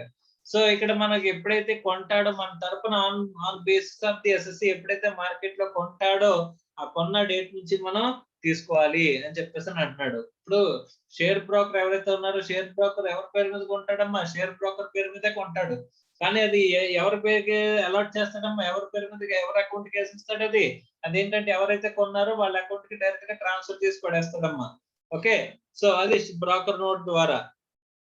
సో మనలాంటి వాళ్ళు రిలయన్స్ షేర్లు కొనమని 10 మంది ఆర్డర్ పెట్టాడు అనుకో, మా 10 మంది ఆర్డర్ కలిపి క్వాంటిటీ 1,00,000 షేర్స్ వచ్చాయనుకో, మా 1,00,000 షేర్లు మార్కెట్ లో కొంటాడు. ఎవరి పేరు మీద, షేర్ ఖాన్ పేరు మీద కొంటాడు. అంటే ఎగ్జాంపుల్ కి బ్రోకర్ అంటే షేర్ ఖాన్ అని కూడా బ్రోకర్ అనుకుంటే కనుక వాడి దగ్గర వాడి పేరు మీద కొంటాడమ్మా. కొన్న తర్వాత బ్రోకర్ నోట్ ద్వారా ఇక్కడ ఎంతమంది అయితే కస్టమర్స్ నా దగ్గరికి వచ్చి ఈ ట్రేడింగ్ అనేది చేశారో వాళ్ళ అకౌంట్స్ లో వాళ్ళు ఎవరైతే పర్చేజ్ చేయమన్నారో రిలయన్స్ షేర్స్ వాళ్ళందరికీ కూడా వాళ్ళ అకౌంట్స్ కి నేను ఈ షేర్స్ ట్రాన్స్ఫర్ చేసేస్తాను అంటున్నాడమ్మా. సో మనం ఎప్పుడు కొన్నట్టు సార్ అంటే మన తరపున షేర్ బ్రోకర్ ఎవడైతే మార్కెట్ లో కొంటాడో ఆ డేట్ ని మనం కొన్నట్టు అని చెప్పేసి మనకి చెప్తున్నాడమ్మా. సో అదే డేట్ ను మనం ఇక్కడ పీరియడ్ ఆఫ్ హోల్డింగ్ అనేది స్టార్టింగ్ నుంచి తీసుకుంటాం. అలాంటి షేర్లు అమ్మేస్తే ఆ పీరియడ్ ఆఫ్ హోల్డింగ్ అక్కడ నుంచి ఎక్కడి వరకు మనకి పీరియడ్ ఆఫ్ హోల్డింగ్ అనేది వస్తుంది అని చెప్పేసి నేను చెప్తున్నాను. Okay right. Next, purchase of securities through transactions between the parties themselves అని చెప్పేసి అంటున్నాడు. సార్ ఇక్కడ ట్రాన్సాక్షన్ బిట్వీన్ దెమ్సెల్వ్స్ అని చెప్పేసి అంటే ఏంటి, ఇప్పుడు మీ దగ్గర రిలయన్స్ షేర్లు ఉన్నాయని నాకు తెలుసమ్మా. సో మీ దగ్గర నుంచి డైరెక్ట్ గా నేను కొనుక్కోవచ్చు. అంటే మార్కెట్ లో షేర్ మార్కెట్ లో ఇక్కడ ట్రేడింగ్ అనేది చేయకుండా షేర్ మార్కెట్ లోకి వెళ్ళి నేను రిలయన్స్ షేర్లు కొనకుండా రిలయన్స్ షేర్లు మీ దగ్గర ఉన్నాయి, రిలయన్స్ షేర్లు మీరు అమ్ముదాం అనుకుంటున్నారు, రిలయన్స్ షేర్లు నేను కొందాం అనుకుంటున్నాను. అలాంటప్పుడు డైరెక్ట్ గా నేను ఏం చేయొచ్చమ్మా, కొనేయచ్చు మీ దగ్గర నుంచి. అంటే without interference of the stock exchange interference లేకుండా మీరు నేను అక్కడ ఏం చేయొచ్చు, షేర్స్ అనేవి ట్రాన్సాక్షన్ చేసుకోవచ్చు. నార్మల్ గా మనకి ఇక్కడ షేర్స్ ట్రేడింగ్ లో 2 రకాల అకౌంట్స్ ఉంటాయమ్మా. డిమాట్ అకౌంట్ తర్వాత ట్రేడింగ్ అకౌంట్ అని 2 రకాల అకౌంట్ ఉంటాయమ్మా.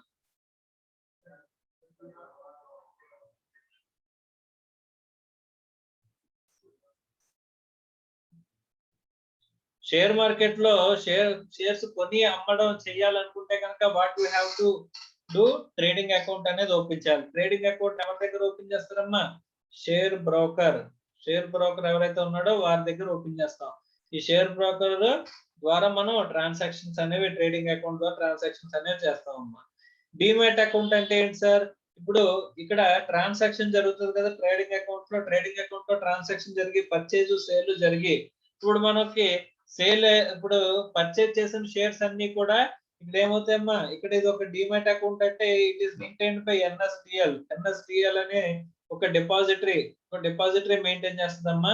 ఈ ఎన్ఎస్డిఎల్ ఏం చేస్తుంది అంటే కనుక ఇక్కడ డిపాజిటరీ అకౌంట్ పెడుతుందమ్మా. ఈ అకౌంట్ లో ఏంటంటే మీరు షేర్స్ కొన్నారు, మా బ్యాంక్ అకౌంట్ లో డబ్బులు వేస్తే కనుక క్రెడిట్ ఎలా అవుతాయో అలాగా ఇక్కడ షేర్స్ కొన్నప్పుడు కొన్నవన్నీ కూడా ట్రేడింగ్ అకౌంట్ లో ఉన్న పర్చేజ్ ట్రాన్సాక్షన్ చేశానంటే కనుక షేర్స్ ఇక్కడ అకౌంట్ లో క్రియేట్ అవుతాయమ్మా.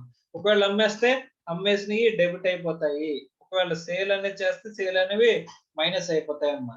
సో మిగిలిన షేర్స్ అనేవి ఇక్కడ అకౌంట్ కింద మనకు మెయింటైన్ అవుతుందమ్మా. ఓకే. సో దీన్ని ఏమంటారు డీమాట్ అకౌంట్, దీన్ని ట్రేడింగ్ అకౌంట్ అని చెప్పేసి అంటారు. ట్రేడింగ్ లో మనం పర్చేజ్ ఆర్ సేల్ చేయొచ్చు. డీమాట్ అకౌంట్ లో మన స్టాక్ అకౌంట్ అనేది ఉంటుంది. అన్ని షేర్స్ అంటే ఎప్పుడు పర్చేజ్ చేసాం అని చెప్పేసి అనేది కూడా మనకి ఇక్కడ ఉంటుంది అని చెప్పేసి అంటున్నాడు. Okay right. సో ఇప్పుడు మనం అలాంటి స్టాక్ ఎక్స్చేంజ్ ద్వారా ట్రాన్సాక్షన్ చేయకుండా మనం మన డీమాట్ అకౌంట్ నుంచి ఇంకొక డీమాట్ అకౌంట్ కి షేర్స్ ట్రాన్స్ఫర్ చేస్తాం. అంటే ట్రేడింగ్ అకౌంట్ ద్వారా ట్రాన్సాక్షన్ చేయలేము మనం. సో ట్రేడింగ్ అకౌంట్ ద్వారా ట్రాన్సాక్షన్ చేయకుండా డైరెక్ట్ గా మనం ఏం చేస్తామంటమ్మా, ఇప్పుడు మీరు నేను డైరెక్ట్ గా పార్టీ టు ద కాంట్రాక్ట్ తెలుసు. మీ దగ్గర రిలయన్స్ లో షేర్స్ ఉన్నాయి. ఎక్కడ ఉన్నాయి? డీమాట్ అకౌంట్ లో ఉన్నాయి. మీ డీమాట్ అకౌంట్ నుంచి నా డీమాట్ అకౌంట్ కి డైరెక్ట్ గా ట్రాన్స్ఫర్ చేసుకోవచ్చు సార్. ఎస్ చేసుకోవచ్చు. అలా కనుక జరిగినట్లయితే అప్పుడు ఏంటి, ఇప్పుడు నేను మీకు నేను రిలయన్స్ షేర్లు కొనాలంటే మార్కెట్ లోకి వెళ్ళి కొనాలా సార్ అంటే అవసరం లేదు. మీ దగ్గర నుంచి నేను డైరెక్ట్ కొనేసుకోవచ్చు. మీ దగ్గర షేర్స్ ఉన్నాయి, నాకేమో షేర్స్ రిక్వైర్మెంట్ ఉంది. ఇప్పుడు ఏం చేయొచ్చమ్మా, డైరెక్ట్ గా మనం ట్రాన్సాక్షన్ అనేది చేసేయచ్చు అని చెప్పేసి చెప్తున్నారు. అలా ట్రాన్సాక్షన్ చేసినట్లయితే పీరియడ్ ఆఫ్ హోల్డింగ్ అనేది ఎక్కడ నుంచి స్టార్ట్ అవుతుంది. సో అలా నేను ట్రాన్సాక్షన్ చేశాను, మీ దగ్గర నుంచి షేర్స్ కొనేసాను. సో స్టాక్ ఎక్స్చేంజ్ ద్వారా కొనలా, నేను షేర్స్ కొనేసాను. ఇప్పుడు అలాంటి షేర్స్ నేను అమ్ముతున్నట్లయితే అవి ఎప్పటి నుంచి కొన్నట్టుగా తీసుకుంటారు అని చెప్పేసానంటే కనుక period shall be record from the date of contract, date of contract of sale declared by the parties. అంటే మీరు నేను ఎప్పుడైతే సేల్ గా కాంట్రాక్ట్ కింద ఎప్పుడైతే అగ్రీ అయ్యామో, సేల్ కాంట్రాక్ట్ కి ఎప్పుడైతే అగ్రీ అయ్యామో ఆ రోజు నుంచి, కాంట్రాక్ట్ ఆఫ్ సేల్ ఎప్పుడైతే అగ్రీ అయ్యామో ఆ రోజు నుంచి మనకి ఏమవుతుందంటమ్మా, షేర్స్ కొన్నట్టు అని చెప్పేసి అంటున్నాడు. అది ఆ రోజు నుంచి నేను అమ్మిన రోజు వరకు మనం ఏం క్యాలిక్యులేట్ చేసుకోవాలంట, పీరియడ్ ఆఫ్ హోల్డింగ్ అనేది క్యాలిక్యులేట్ చేసుకోవాలి అని చెప్పేసి మనకి చెప్తున్నాడు. Okay right. Next, equity shares in a company trading or clearing rights of a recognized stock exchange allotted pursuant of demutualization or corporatization of a recognized stock exchange in India అని చెప్పేసి అంటున్నాడమ్మా. Right అమ్మ, ఇంతకు ముందు stock exchange గురించి కొంచెం చరిత్ర తెలుసుకోవాలి. Stock exchanges అనేవి అసోసియేషన్ ఆఫ్ పర్సన్స్ కింద ఉండేవమ్మా. They are not like companies కింద ఉండేవి కాదు. సో అక్కడ అసోసియేషన్ ఆఫ్ పర్సన్స్ కింద ఉంటే అక్కడ బ్రోకర్స్ అందరూ మెంబర్స్ కింద ఉండేవారమ్మా. సో ఇక్కడ ఎలా ఉండేదంట, స్టాక్ ఎక్స్చేంజెస్ అనేవి ఎలా ఉండేవమ్మా, అసోసియేషన్ ఆఫ్ పర్సన్స్ కింద ఉండేవారు. ఓకే, ఇందులోని బ్రోకర్స్ అందరూ కూడా మెంబర్స్ కింద ఉండేవారమ్మా, brokers. So after so many frauds అయ్యి జరిగిన తర్వాత గవర్నమెంట్ కంట్రోల్ లోకి తీసుకున్న తర్వాత గవర్నమెంట్ ఏం చేస్తుందంటే స్టాక్ ఎక్స్చేంజెస్ ని గవర్నమెంట్ కంట్రోల్ లోకి తీసేసుకుందమ్మా. సో ఇలాంటి కంట్రోల్లోకి తీసుకున్న తర్వాత ఏం జరిగింది అంటే కనుక ఈ స్టాక్ ఎక్స్చేంజెస్ ని ఇక్కడ సెబీ వచ్చిందమ్మా, securities exchange board of India అనేది వచ్చింది. సెబీ రెగ్యులేషన్స్ అనేవి చేస్తుంది స్టాక్ ఎక్స్చేంజెస్ ని. ఈ స్టాక్ ఎక్స్చేంజెస్ ని ఏమని ఆదేశించింది అంటే కనుక సెబీ రెగ్యులేషన్ లో తీసుకుంటా అంటే గవర్నమెంట్ రెగ్యులేషన్ లో తీసేసుకుంటూ సెబీ ఏం చేసింది అని చెప్పేసి అంటే కనుక, so every stock exchange should B incorporated as company. So ఏమైందమ్మా, ఏఓపీలు అన్ని ఎలా మారాలంట, కంపెనీల కింద మారాలంట. అండ్ బ్రోకర్స్ అందరూ కూడా మెంబర్స్ కింద ఉండే వాళ్ళందరూ కూడా ఏమవ్వాలంట, షేర్ హోల్డర్స్ అవ్వాలి అని చెప్పేసి చెప్పారమ్మా. సో బ్రోకర్స్ ఎవరంట, షేర్ హోల్డర్స్ అవ్వాలి. కంపెనీ కింద మారాలి. అంటే ప్రతి స్టాక్ ఎక్స్చేంజ్ ఏఓపీగా ఉన్నది ఎలా మారాలంటే ఆ కంపెనీ కింద మారాలి. బ్రోకర్స్ మెంబర్స్ గా ఉన్న వాళ్ళు ఏం చేయాలంటమ్మా, షేర్ హోల్డర్స్ గా మారాలి అని చెప్పేసి చెప్తున్నాడమ్మా.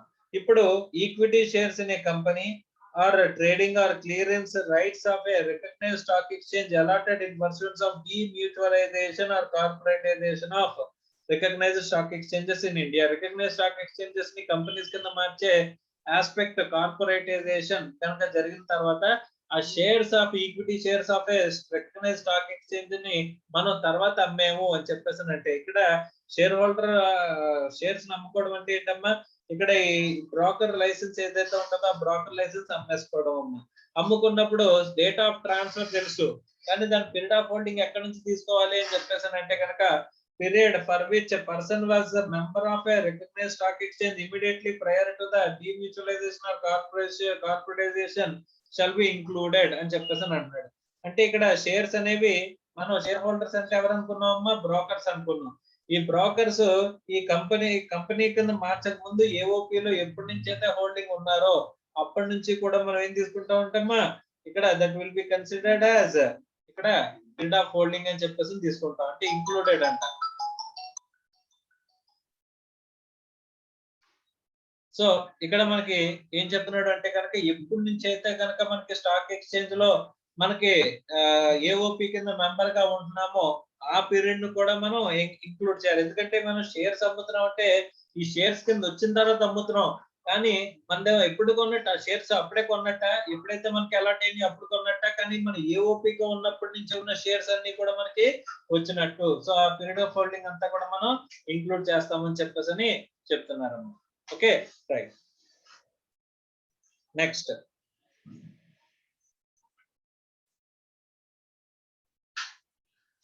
Units of a business trust which was allotted by the trust to the transfer in exchange of the shares of a specified special purpose vehicle అని చెప్పేసి అంటున్నాడు. అమ్మా ఇక్కడ స్పెషల్ పర్పస్ వెహికల్ ఎస్పీవి అని చెప్పేసి అంటారమ్మా. ఇక్కడ జనరల్ గా ఏంటంటే కనుక ఇక్కడ రెండు కంపెనీలు కలిపి బిజినెస్ చేద్దాము అని చెప్పేసి అనుకుంటున్నాయి అనుకోమ్మా. ఈ రెండు కంపెనీలు కలిపి బిజినెస్ చేద్దాం అనుకుంటున్నప్పుడు they will start or form a SPV. So special purpose vehicle ని స్టార్ట్ చేయొచ్చు అంటమ్మా. ఓకే, సో ఇక్కడ ఈ స్పెషల్ పర్పస్ వెహికల్ ఏదైతే ఉంటుందో స్పెషల్ పర్పస్ వెహికల్ షేర్స్ ని ఈ కంపెనీస్ ఏం చేయొచ్చు, కావాలంటే ఒక బిజినెస్ ట్రస్ట్ కి ట్రాన్స్ఫర్ చేయొచ్చు అమ్మా. సో బిజినెస్ ట్రస్ట్ కి ట్రాన్స్ఫర్ చేయొచ్చు. సో బిజినెస్ ట్రస్ట్ లో యూనిట్స్ అనేవి ఈ కంపెనీస్ హోల్డ్ చేయొచ్చు. యూనిట్స్ అనేవి ఎవరు హోల్డ్ చేస్తారమ్మా, ఈ కంపెనీస్ హోల్డ్ చేస్తాయి. Based on the business trust, business trust will invest in special purpose vehicle, ఇలా చేయొచ్చు అమ్మా. So units of a business trust which was allotted by the trust to transfer the in exchange of the shares of a special purpose vehicle. First మనం A limited B limited companies రెండు కూడా కలిపి ఒక SPV start చేసే special purpose vehicle joint ventures అంటారమ్మా. ఈ joint ventures అనేవి ఇప్పుడు ఏబి లిమిటెడ్ అనే ఒక కంపెనీ స్టార్ట్ అయింది. ఓకే, ఏబి లిమిటెడ్ అనే కంపెనీని విడిగా కొత్తగా స్టార్ట్ చేశారు. ఏ లిమిటెడ్ ఎగ్జిస్టెన్స్ లో ఉంది, బి లిమిటెడ్ ఎగ్జిస్టెన్స్ లో ఉంది. ఏబి లిమిటెడ్ అనేది ఒక కొత్త జాయింట్ వెంచర్, దాన్ని ఏమంటున్నాం ఎస్పీవి స్పెషల్ పర్పస్ వెహికల్ అనేది స్టార్ట్ అయిందంట. ఈ స్పెషల్ పర్పస్ వెహికల్ లో ఉన్న షేర్స్ అనేవి ఏం చేస్తున్నారంటే ఈ కంపెనీస్ ఏ లిమిటెడ్ బి లిమిటెడ్ షేర్స్ అనేవి ఎక్కడ ట్రాన్స్ఫర్ చేస్తున్నారంటమ్మా, బిజినెస్ ట్రస్ట్ కి ట్రాన్స్ఫర్ చేస్తున్నారంట. ఆ బిజినెస్ ట్రస్ట్ లోని యూనిట్స్ అనేవి వాళ్ళు తీసుకుంటున్నారంట. అంటే స్పెషల్ పర్పస్ వెహికల్ ని డైరెక్ట్ గా వాళ్ళు ఏం చేయట్లేదమ్మా, హోల్డ్ చేయట్లేదు. ఆ స్పెషల్ పర్పస్ వెహికల్ యొక్క షేర్స్ అన్ని ఎవరికి ఇచ్చేస్తున్నారు, బిజినెస్ ట్రస్ట్ కి ఇచ్చేస్తున్నారు. బిజినెస్ ట్రస్ట్ నుంచి ఏం తీసుకుంటున్నారమ్మా, యూనిట్స్ తీసుకుంటున్నారు అనుకుంటే కనుక అప్పుడు పీరియడ్ ఆఫ్ హోల్డింగ్ ఎక్కడి నుంచి తీసుకోవాలి సార్ అని చెప్పేసి అంటే కనుక period shall be record from the date when the shares were acquired by such transferor. So shares ఎప్పుడైతే మనం అక్వైర్ చేసామో ఏ లిమిటెడ్ షేర్స్ అనేవి మనం ఎప్పుడైతే ఏ లిమిటెడ్ ఈ స్పెషల్ పర్పస్ వెహికల్ లో షేర్స్ అనేవి ఎప్పుడైతే అలాట్ చేసుకుందో అక్కడ నుంచి కూడా ఫ్రమ్ డేట్ ఆఫ్ ట్రాన్స్ఫర్ అనేది ఇక్కడ తీసుకుంటాము. ఆ రోజు నుంచి పీరియడ్ ఆఫ్ హోల్డింగ్ అనేది స్టార్ట్ చేస్తాము అని చెప్పేసి చెప్తున్నాడు. Okay, right. The next point, ఇక్కడ బోల్డ్ అండ్ సిచ్యువేషన్స్ ఉంటాయి, కంగారు పడకుండా జాగ్రత్తగా ఒక్కొక్క సిచ్యువేషన్ ని చూసుకుంటూ రావాలమ్మా. ఎక్కడైనా సరే మనం ఇది కన్ఫ్యూజ్ అవ్వకూడదు. Next, shares of a company which acquired by the non resident on redemption of GDRs held by such non resident అని చెప్పేసి అంటాడమ్మా. Okay, shares of a company which acquired by the non resident on redemption of GDRs అంటే global depository receipt. Company ఏం చేస్తుందంటే out side India నుంచి డబ్బులు అనేవి race చేయాలని చెప్పేసి అనుకుంటుందమ్మా. అవుట్ సైడ్ ఇండియా నుంచి డబ్బులు రేస్ చేయాలని చెప్పేసి అనుకుంటున్నప్పుడు మనం ఏం చేయొచ్చు అంటే one of the ways GDR and ADR. ఇవన్నీ కూడా ఫైనాన్షియల్ మేనేజ్మెంట్ అనే సబ్జెక్ట్ లో మీరు నేర్చుకుంటారమ్మా. జీడీఆర్ అంటే ఏంటి, ఏడిఆర్ అంటే ఏంటి, American depository receipt, global depository receipt. ఈ గ్లోబల్ డిపాజిటరీ రిసిట్ అంటే బయట గ్లోబల్ గా ఇప్పుడు యూకేకి వెళ్ళి నేను ఫండ్స్ రేస్ చేయాలనుకుంటున్నాను అనుకోమ్మా. ఇప్పుడు రిలయన్స్ కంపెనీ ఉంది, Reliance company wants to issue ఏమంటారంటే raise the funds for a project కి, ఒక ప్రాజెక్ట్ కి ఫండ్స్ అనేవి రేస్ చేయాలని చెప్పేసి అనుకుంటున్నారు మరి రిలయన్స్ వాళ్ళు అవుట్ సైడ్ ఇండియా నుంచి. సో అవుట్ సైడ్ ఇండియా నుంచి రేస్ చేయించేసారంటే ఎస్ రేస్ చేయొచ్చు. ఎలాగా, by issuing GDRs global depository receipts అనేవి ఇష్యూ చేయడం ద్వారా మనకి రేస్ చేయొచ్చు అంట. రైట్.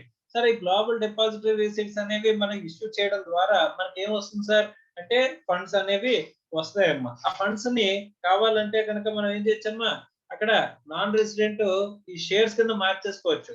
షేర్స్ కింద మార్చేసుకున్నాడు అనుకుంటే కనుక అంటే గ్లోబల్ డిపాజిటరీ రిసీట్ ని సరెండర్ చేస్తాడు. దానికి అగ్నెస్ట్ గా కంపెనీ షేర్స్ ని ఎక్వైర్ చేస్తాడు. ఈక్విటీ షేర్స్ లో పార్టిసిపేషన్ అనేది ఇచ్చేయచ్చమ్మా జీడీఆర్స్ కి అగ్నెస్ట్ గా. మనం ఫస్ట్ ఎక్వైర్ చేసింది ఏంటి నాన్ రెసిడెంట్ ఎక్వైర్ చేసింది ఏంటమ్మా జీడీఆర్స్ తీసుకున్నాడు. దాన్ని తర్వాత ఏం చేశాడు కంపెనీ షేర్స్ లోకి మార్చుకున్నాడు. అలాంటి షేర్స్ ని అమ్ముకుంటున్నట్లయితే అని చెప్పేసి అని అంటున్నాడమ్మా. అక్కడ చూడండి period shall be record from the date on which request for such redemption is made. అమ్మా జాగ్రత్తగా చూడండి. ఇక్కడ నా కంపెనీ రిలయన్స్ కంపెనీ అనుకోండి. రిలయన్స్ కంపెనీ ఏం చేస్తుందంటే జీడీఆర్స్ ఇష్యూ చేసింది. గ్లోబల్ డిపాజిటరీ రిసీట్స్ అనేవి నాకు ఇష్యూ చేసిందమ్మా అవుట్ సైడ్ ఇండియాకి. సో ఇష్యూ చేసిన తర్వాత దాన్ని ఆ జీడీఆర్స్ నాన్ రెసిడెంట్ ఏం చేశాడంట ఈ జీడీఆర్స్ ఎక్వైర్ చేశాడంట నాన్ రెసిడెంట్. ఓకే సో కొన్నాళ్ళు అయిన తర్వాత బై కాంట్రాక్ట్ లో ఉన్న టర్మ్స్ ప్రకారం కానీ లేకపోతే వీడే ఆఫర్ చేయడం ద్వారా కానీ ఏం చేశాడు నాకు జీడీఆర్స్ తీసేసి నాకు కంపెనీలో షేర్స్ ఇవ్వు అని అడిగాడంట. నాన్ రెసిడెంట్ ఏం అడిగాడమ్మా షేర్స్ ఇవ్వు అని చెప్పేసి అని అడిగాడంట. షేర్స్ ఇవ్వాలి అంటే కనుక మనం ఏం చేయాలి అక్కడ నాన్ రెసిడెంట్ ఏం చేయాలమ్మా దే షుడ్ సరెండర్ ఏం చేయాలి సరెండర్ జీడీఆర్స్. జీడీఆర్స్ సరెండర్ చేసి షేర్స్ అనేవి తీసుకోవాలి. ఇప్పుడు అలాంటప్పుడు ఈ షేర్స్ ని కనుక అమ్ముతున్నాము అంటే కనుక అమ్మే డేట్ తెలుసు, డేట్ ఆఫ్ ట్రాన్స్ఫర్ తెలుసు. మరి స్టార్టింగ్ డేట్ ఎప్పటి నుంచి పీరియడ్ ఆఫ్ హోల్డింగ్ స్టార్ట్ చేయాలి సార్ అని చెప్పేసి అంటే జాగ్రత్తగా చూడండి నాన్ రెసిడెంట్ అనేది వాడు వచ్చాడు కాబట్టి ఇక్కడ ఈ పర్టికులర్ ఆస్పెక్ట్ జరిగిందమ్మా. లేదు అంటే కనుక ఇంకొకలా జరిగేది. ఇక్కడ నాన్ రెసిడెంట్ అనేవాడు వచ్చాడు కాబట్టి నాన్ రెసిడెంట్ కాకపోతే కనుక మనం జీడీఆర్స్ ఎప్పుడైతే హోల్డ్ చేస్తున్నాం అమాల్గమేషన్ డీమర్జర్ లో చూడండి ప్రీవియస్ కంపెనీ ఎప్పటి నుంచి అయితే షేర్స్ ఉన్నాయో అక్కడి నుంచి తీసుకుంటాం అంటారు. కానీ నాన్ రెసిడెంట్ వచ్చాడు కాబట్టి ఇక్కడ ఏం చెప్తున్నాడంటే జీడీఆర్స్ ని ఏ రోజైతే మనం రిడమ్షన్ చేసామో ఆ రోజు నుంచి అని చెప్పేసి అంటున్నాడమ్మా. ఇప్పుడు మనకి ఏ రోజు నుంచి క్యాలిక్యులేట్ చేయాలంటే జీడీఆర్స్ ఎన్నాళ్ళు అయితే హోల్డ్ చేసాం జీడీఆర్ సపోజ్ 3 years హోల్డ్ చేసి వాటిని జస్ట్ నేను ఏం చేశానంటే కన్వర్ట్ చేశానంట. మరి జీడీఆర్స్ ని నేను ఎన్నాళ్ళు హోల్డ్ చేశాను 3 years హోల్డ్ చేశానంట. దాని తర్వాత రిడమ్షన్ చేసిన తర్వాత అంటే షేర్స్ లోకి మార్చిన తర్వాత నేను 1 year లోపు అమ్మేశానంటమ్మా. అలాంటప్పుడు దాని పీరియడ్ ఆఫ్ హోల్డింగ్ ఎక్కడి నుంచి తీసుకోవాలంట రిడమ్షన్ ఎప్పుడైతే చేశానో రిడమ్షన్ రిక్వెస్ట్ ఎప్పుడైతే పెట్టానో అక్కడ నుంచి మనం ఇక్కడ పీరియడ్ ఆఫ్ హోల్డింగ్ అనేది తీసుకోవాలి. అంటే షేర్స్ అలాట్ అయినాయి ఎప్పుడైతే ఉంటాయో అంటే మనం రిడమ్షన్ రిక్వెస్ట్ ఎప్పుడైతే పెట్టామో అక్కడ నుంచి పీరియడ్ ఆఫ్ హోల్డింగ్ అనేది క్యాలిక్యులేట్ చేయాలి. అంటే మరి జీడీఆర్స్ హోల్డ్ చేసిన పీరియడ్ అనేది 3 years పోయినట్టేనా సార్ పోయినట్టే. We should not consider. జాగ్రత్తగా చూడమ్మా. Period shall be record from the date on which a request for such redemption is made. అంటే అక్కడ నాన్ రెసిడెంట్ ఉన్నాడు కాబట్టి ఇలాంటి ప్రొవిజన్ అనేది వచ్చింది. జాగ్రత్తగా గమనించాలి. నాన్ రెసిడెంట్ చాలా చోట్ల మోసం చేస్తారమ్మా. సో నాన్ రెసిడెంట్ జీడీఆర్స్ ని నేను 10 years హోల్డ్ చేసిన జస్ట్ కన్వర్ట్ చేసిన తర్వాత షేర్స్ లో కన్వర్ట్ చేసిన తర్వాత విత్ ఇన్ 1 year లో అమ్మేసినా సరే దాన్ని ఏమంటారమ్మా షార్ట్ టర్మ్ అనాలి. ఎందుకంటే కనుక it is less than are equals to ఇక్కడ 36 months అని చెప్పేసి మనం మాట్లాడుకుంటా ఉన్నాం. Okay right. అదే లిస్టెడ్ షేర్స్ అయితే కనుక 12 months ఏదైతే అది. ఓకే అన్లిస్టెడ్ అయితే 24 months ఎలాగైతే అలాగే. Right next shares or debentures of a company which becomes the property of the assessee in the circumstances mentioned in 4710 conversion of bonds debentures into shares or debentures of a same company అని చెప్పేసి అంటున్నాడు. మా bonds debentures ని మనం దేంట్లోకి convert చేస్తున్నాం అంటమ్మా shares లోకి convert చేస్తున్నాం అంట. Shares of debentures of the కంపెనీలోకి కన్వర్ట్ చేస్తున్నాం అంట. అమ్మా అంటే ఇక్కడ కన్వర్టబుల్ డిబెంచర్స్ ఇష్యూ చేశారు. ఫస్ట్ ఆఫ్ ఆల్ కంపెనీ ఏం చేసిందంటే నాకు కన్వర్టబుల్ డిబెంచర్స్ అనేవి ఇష్యూ చేసింది. అలాంటి కన్వర్టబుల్ డిబెంచర్స్ ఏవైతే ఇష్యూ చేసిందో ఆ కన్వర్టబుల్ డిబెంచర్స్ ని నేను ఏం చేశానంట కన్వర్ట్ చేసుకున్నానంట. ఇందులోకి షేర్స్ లో కన్వర్ట్ చేసుకున్నానంట. సో కన్వర్ట్ చేసుకుంటే కన్వర్టబుల్ డిబెంచర్స్ ని నేను 5 years హోల్డ్ చేసిన తర్వాత నేను కన్వర్షన్ కి అప్లై చేసుకున్నానంట. వాళ్ళు కన్వర్ట్ చేశారు. ఇందులోకి కన్వర్టబుల్ డిబెంచర్స్ కాబట్టి డిబెంచర్స్ నుంచి షేర్స్ లోకి కన్వర్ట్ చేశారు. రైట్ బాగానే ఉంది సార్. సో ఇలా కన్వర్ట్ చేసిన తర్వాత నేను షేర్స్ విత్ ఇన్ 1 year లో అమ్మేశానంటమ్మా. సో అలాంటప్పుడు షార్ట్ టర్మ్ అవుతుందా లాంగ్ టర్మ్ అవుతుందా అనాలంటే పీరియడ్ ఆఫ్ హోల్డింగ్ ఎక్కడి నుంచి తీసుకోవాలి అనేది వస్తుంది. ఆ షేర్స్ నీకు ఎలా అలర్ట్ అయినాయి నువ్వు ఇంతకు ముందు ఈ డిబెంచర్స్ ని హోల్డ్ చేయడం ద్వారా. సో అలాంటప్పుడు ఎక్కడి నుంచి మనం పీరియడ్ ఆఫ్ హోల్డింగ్ తీసుకోవాలి అని చెప్పేసి అంటే కనుక ఇక్కడ నాన్ రెసిడెంట్ గురించి మాట్లాడట్లేదమ్మా. ఫస్ట్ ఆఫ్ ఆల్ ఇక్కడ చూడండి, ఇక్కడ period shall B include. So period shall include period for which bonds or debentures or debenture stock or deposit certificate as the case may be held prior to the conversion. అంటే మనకి ఆ shares అనేవి ఎలా వచ్చాయి, ఆ debentures ద్వారా వచ్చాయి. కాబట్టి డిబెంచర్స్ ఎప్పటి నుంచి అయితే ఉన్నాయో, డిబెంచర్స్ ఇక్కడ డిబెంచర్స్ ఏమైనాయి, debentures are converted to shares. ఈ షేర్స్ ని మనం ఏం చేసాం, ట్రాన్స్ఫర్ చేసాం. సో అలాంటప్పుడు ఈ డిబెంచర్స్ నేను ఎప్పటి నుంచి అయితే హోల్డ్ చేశానో, ఇప్పుడు షేర్స్ అమ్మినా సరే పీరియడ్ ఆఫ్ హోల్డింగ్ ఎక్కడి నుంచి తీసుకోవాలంట, ఈ డిబెంచర్స్ నేను ఎప్పటి నుంచి అయితే హోల్డ్ చేశానో అక్కడ నుంచి నేను పీరియడ్ ఆఫ్ హోల్డింగ్ అనేది స్టార్టింగ్ క్యాలిక్యులేట్ చేయాలి. డేట్ ఆఫ్ ట్రాన్స్ఫర్ తెలుసు, ఆ రోజు వరకు ఉన్న పీరియడ్ ని క్యాలిక్యులేట్ చేస్తాం.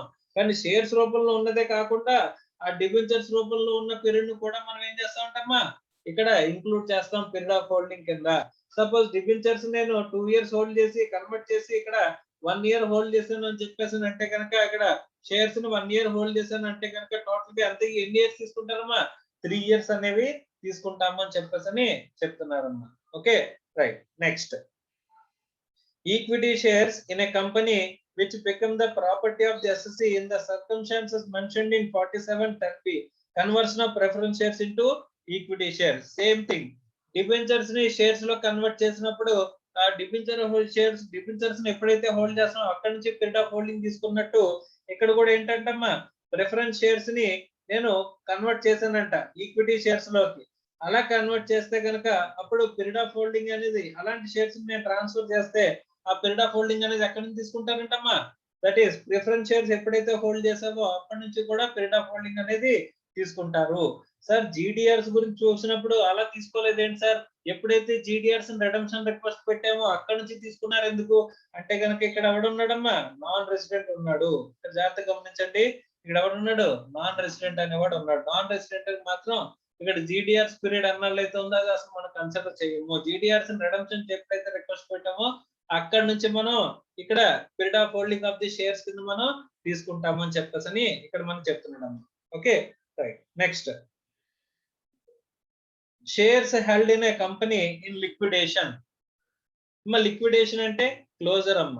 కంపెనీ యొక్క షేర్స్ ని మనం లిక్విడేషన్ లో హోల్డ్ చేస్తున్నాము అంటే కనుక, మనం ఎప్పుడైతే కంపెనీ దగ్గర నుంచి షేర్స్ కొన్నామో లేకపోతే ఎవరి దగ్గర నుంచి షేర్స్ కొన్నామో స్టార్టింగ్ డేట్ తెలుసు, కానీ లిక్విడేషన్ మనం ఏం అమ్మట్లా, కంపెనీ షేర్స్ మనం అమ్మేయట్లేదు. కంపెనీ లిక్విడేషన్ అంటే కంపెనీ క్లోజ్ అయిపోతుందంట.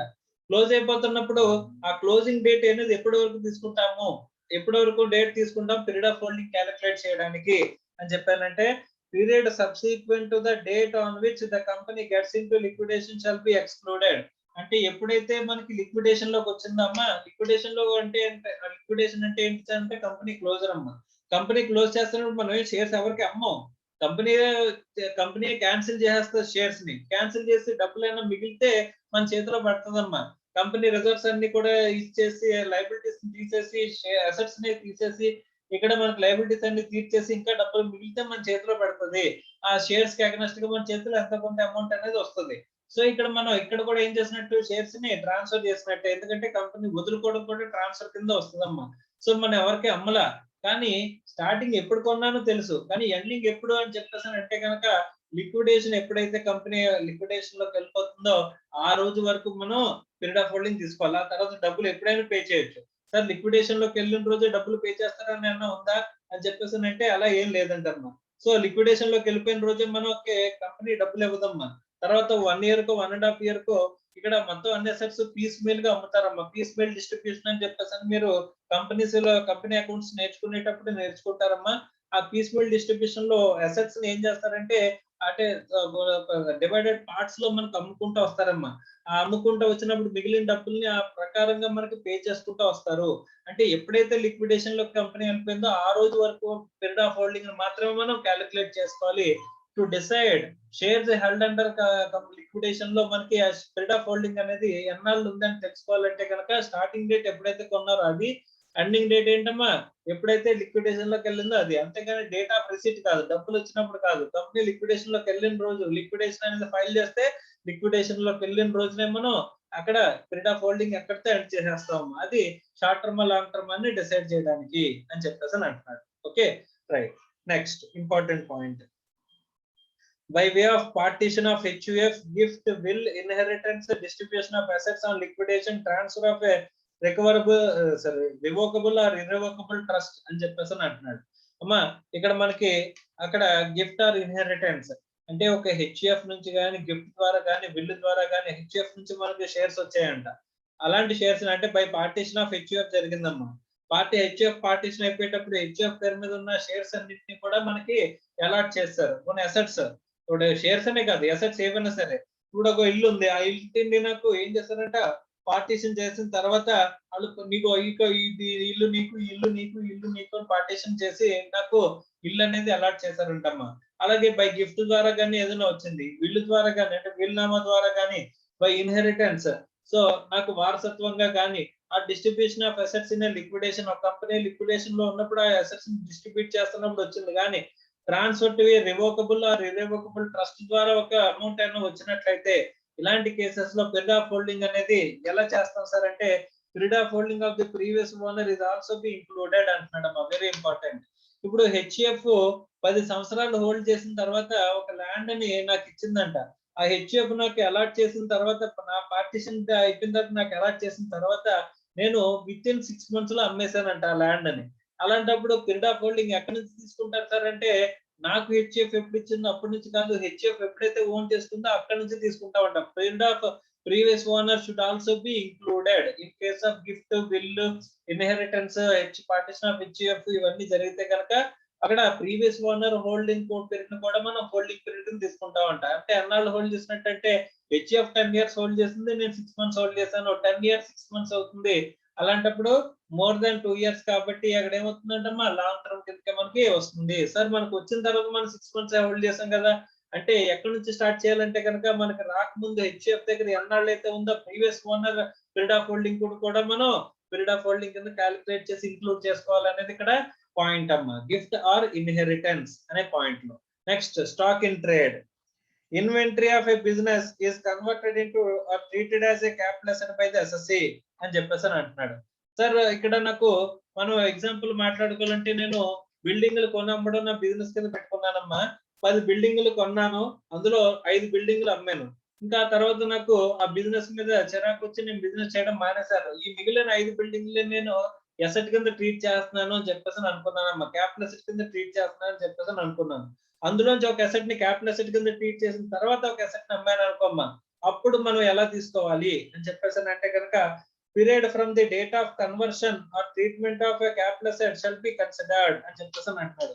ఎందుకు అని చెప్పేసి అంటే conversion of stock and trade into capital asset will also be treated as ఇక్కడ ఏమవుతుందంటే అక్కడ ట్రాన్స్ఫర్ చేసినప్పుడు మనం బిజినెస్ ఇన్కమ్ కింద ట్రీట్ చేస్తామమ్మా. అంటే స్టాక్ ఇన్ ట్రేడ్ లోంచి మనం తీసుకెళ్లిపోయి ఎందులోకి మారుస్తున్నాం క్యాపిటల్ అసెట్ కింద మారుస్తున్నప్పుడు దాన్ని బిజినెస్ ఇన్కమ్ కింద ట్రీట్ చేస్తారు.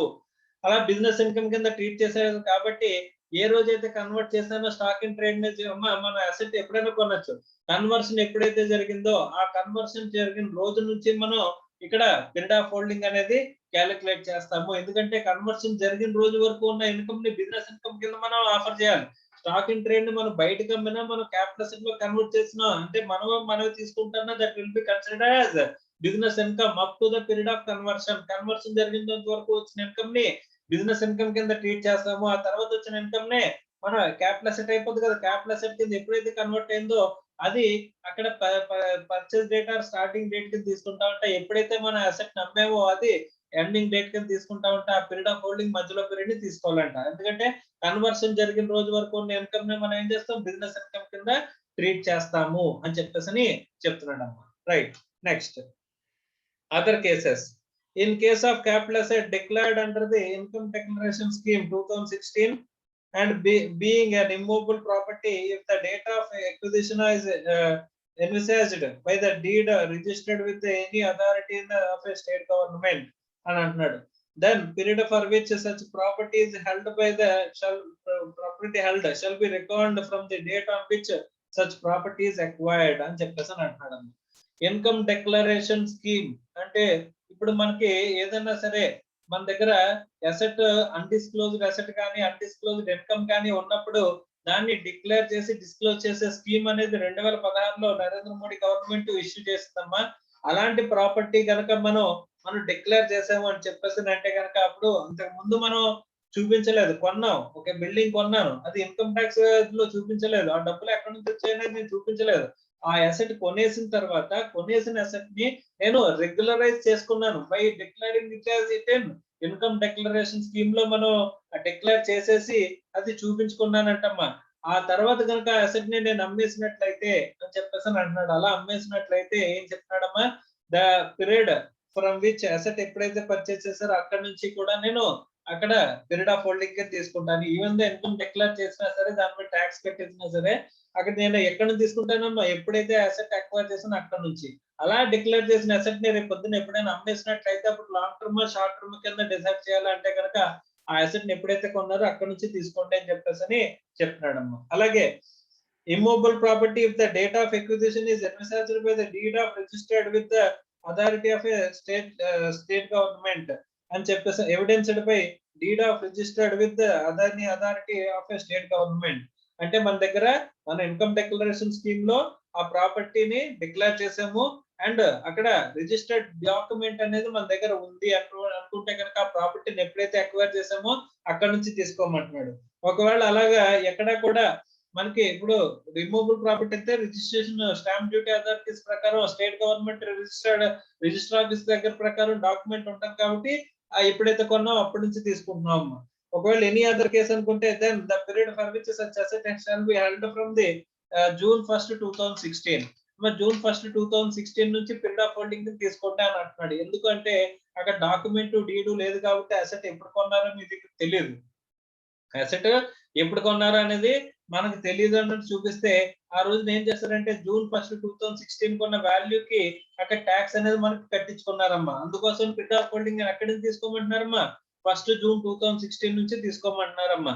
అది ఇన్కమ్ డిక్లరేషన్ స్కీమ్ 2016 లో కనుక మీరు అసెట్ ని ఏదైనా అసెట్ ని మీరు డిక్లేర్ చేసేసినట్లయితే, అంటే ఇంతకు ముందు ఇన్కమ్ ట్యాక్స్ రిటర్న్స్ లో చూపించని ఇన్కమ్ ట్యాక్స్ పర్వ్యూలోకి తీసుకురాని అన్డిస్క్లోజ్డ్ అసెట్స్ ఏమైనా ఉన్నట్లయితే డిస్క్లోజ్ చేసుకుని ట్యాక్స్ కట్టుకునే ఒక చిన్న ఆస్పెక్ట్ అనేది, ఒక చిన్న స్కీమ్ అనేది తీసుకొచ్చారు.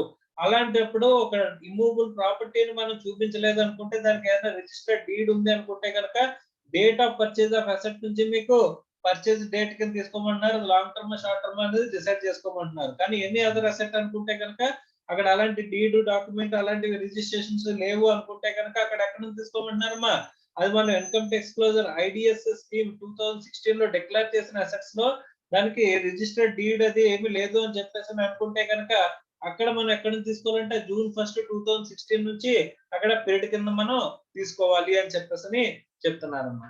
So these are cases where period of holding అనేది స్టార్టింగ్ పాయింట్ మారడం కానీ ఎండింగ్ పాయింట్ మారడం కానీ అంటే అలా ఉండే కేసెస్ గురించి ఇప్పుడు మనం మాట్లాడుకున్నాం.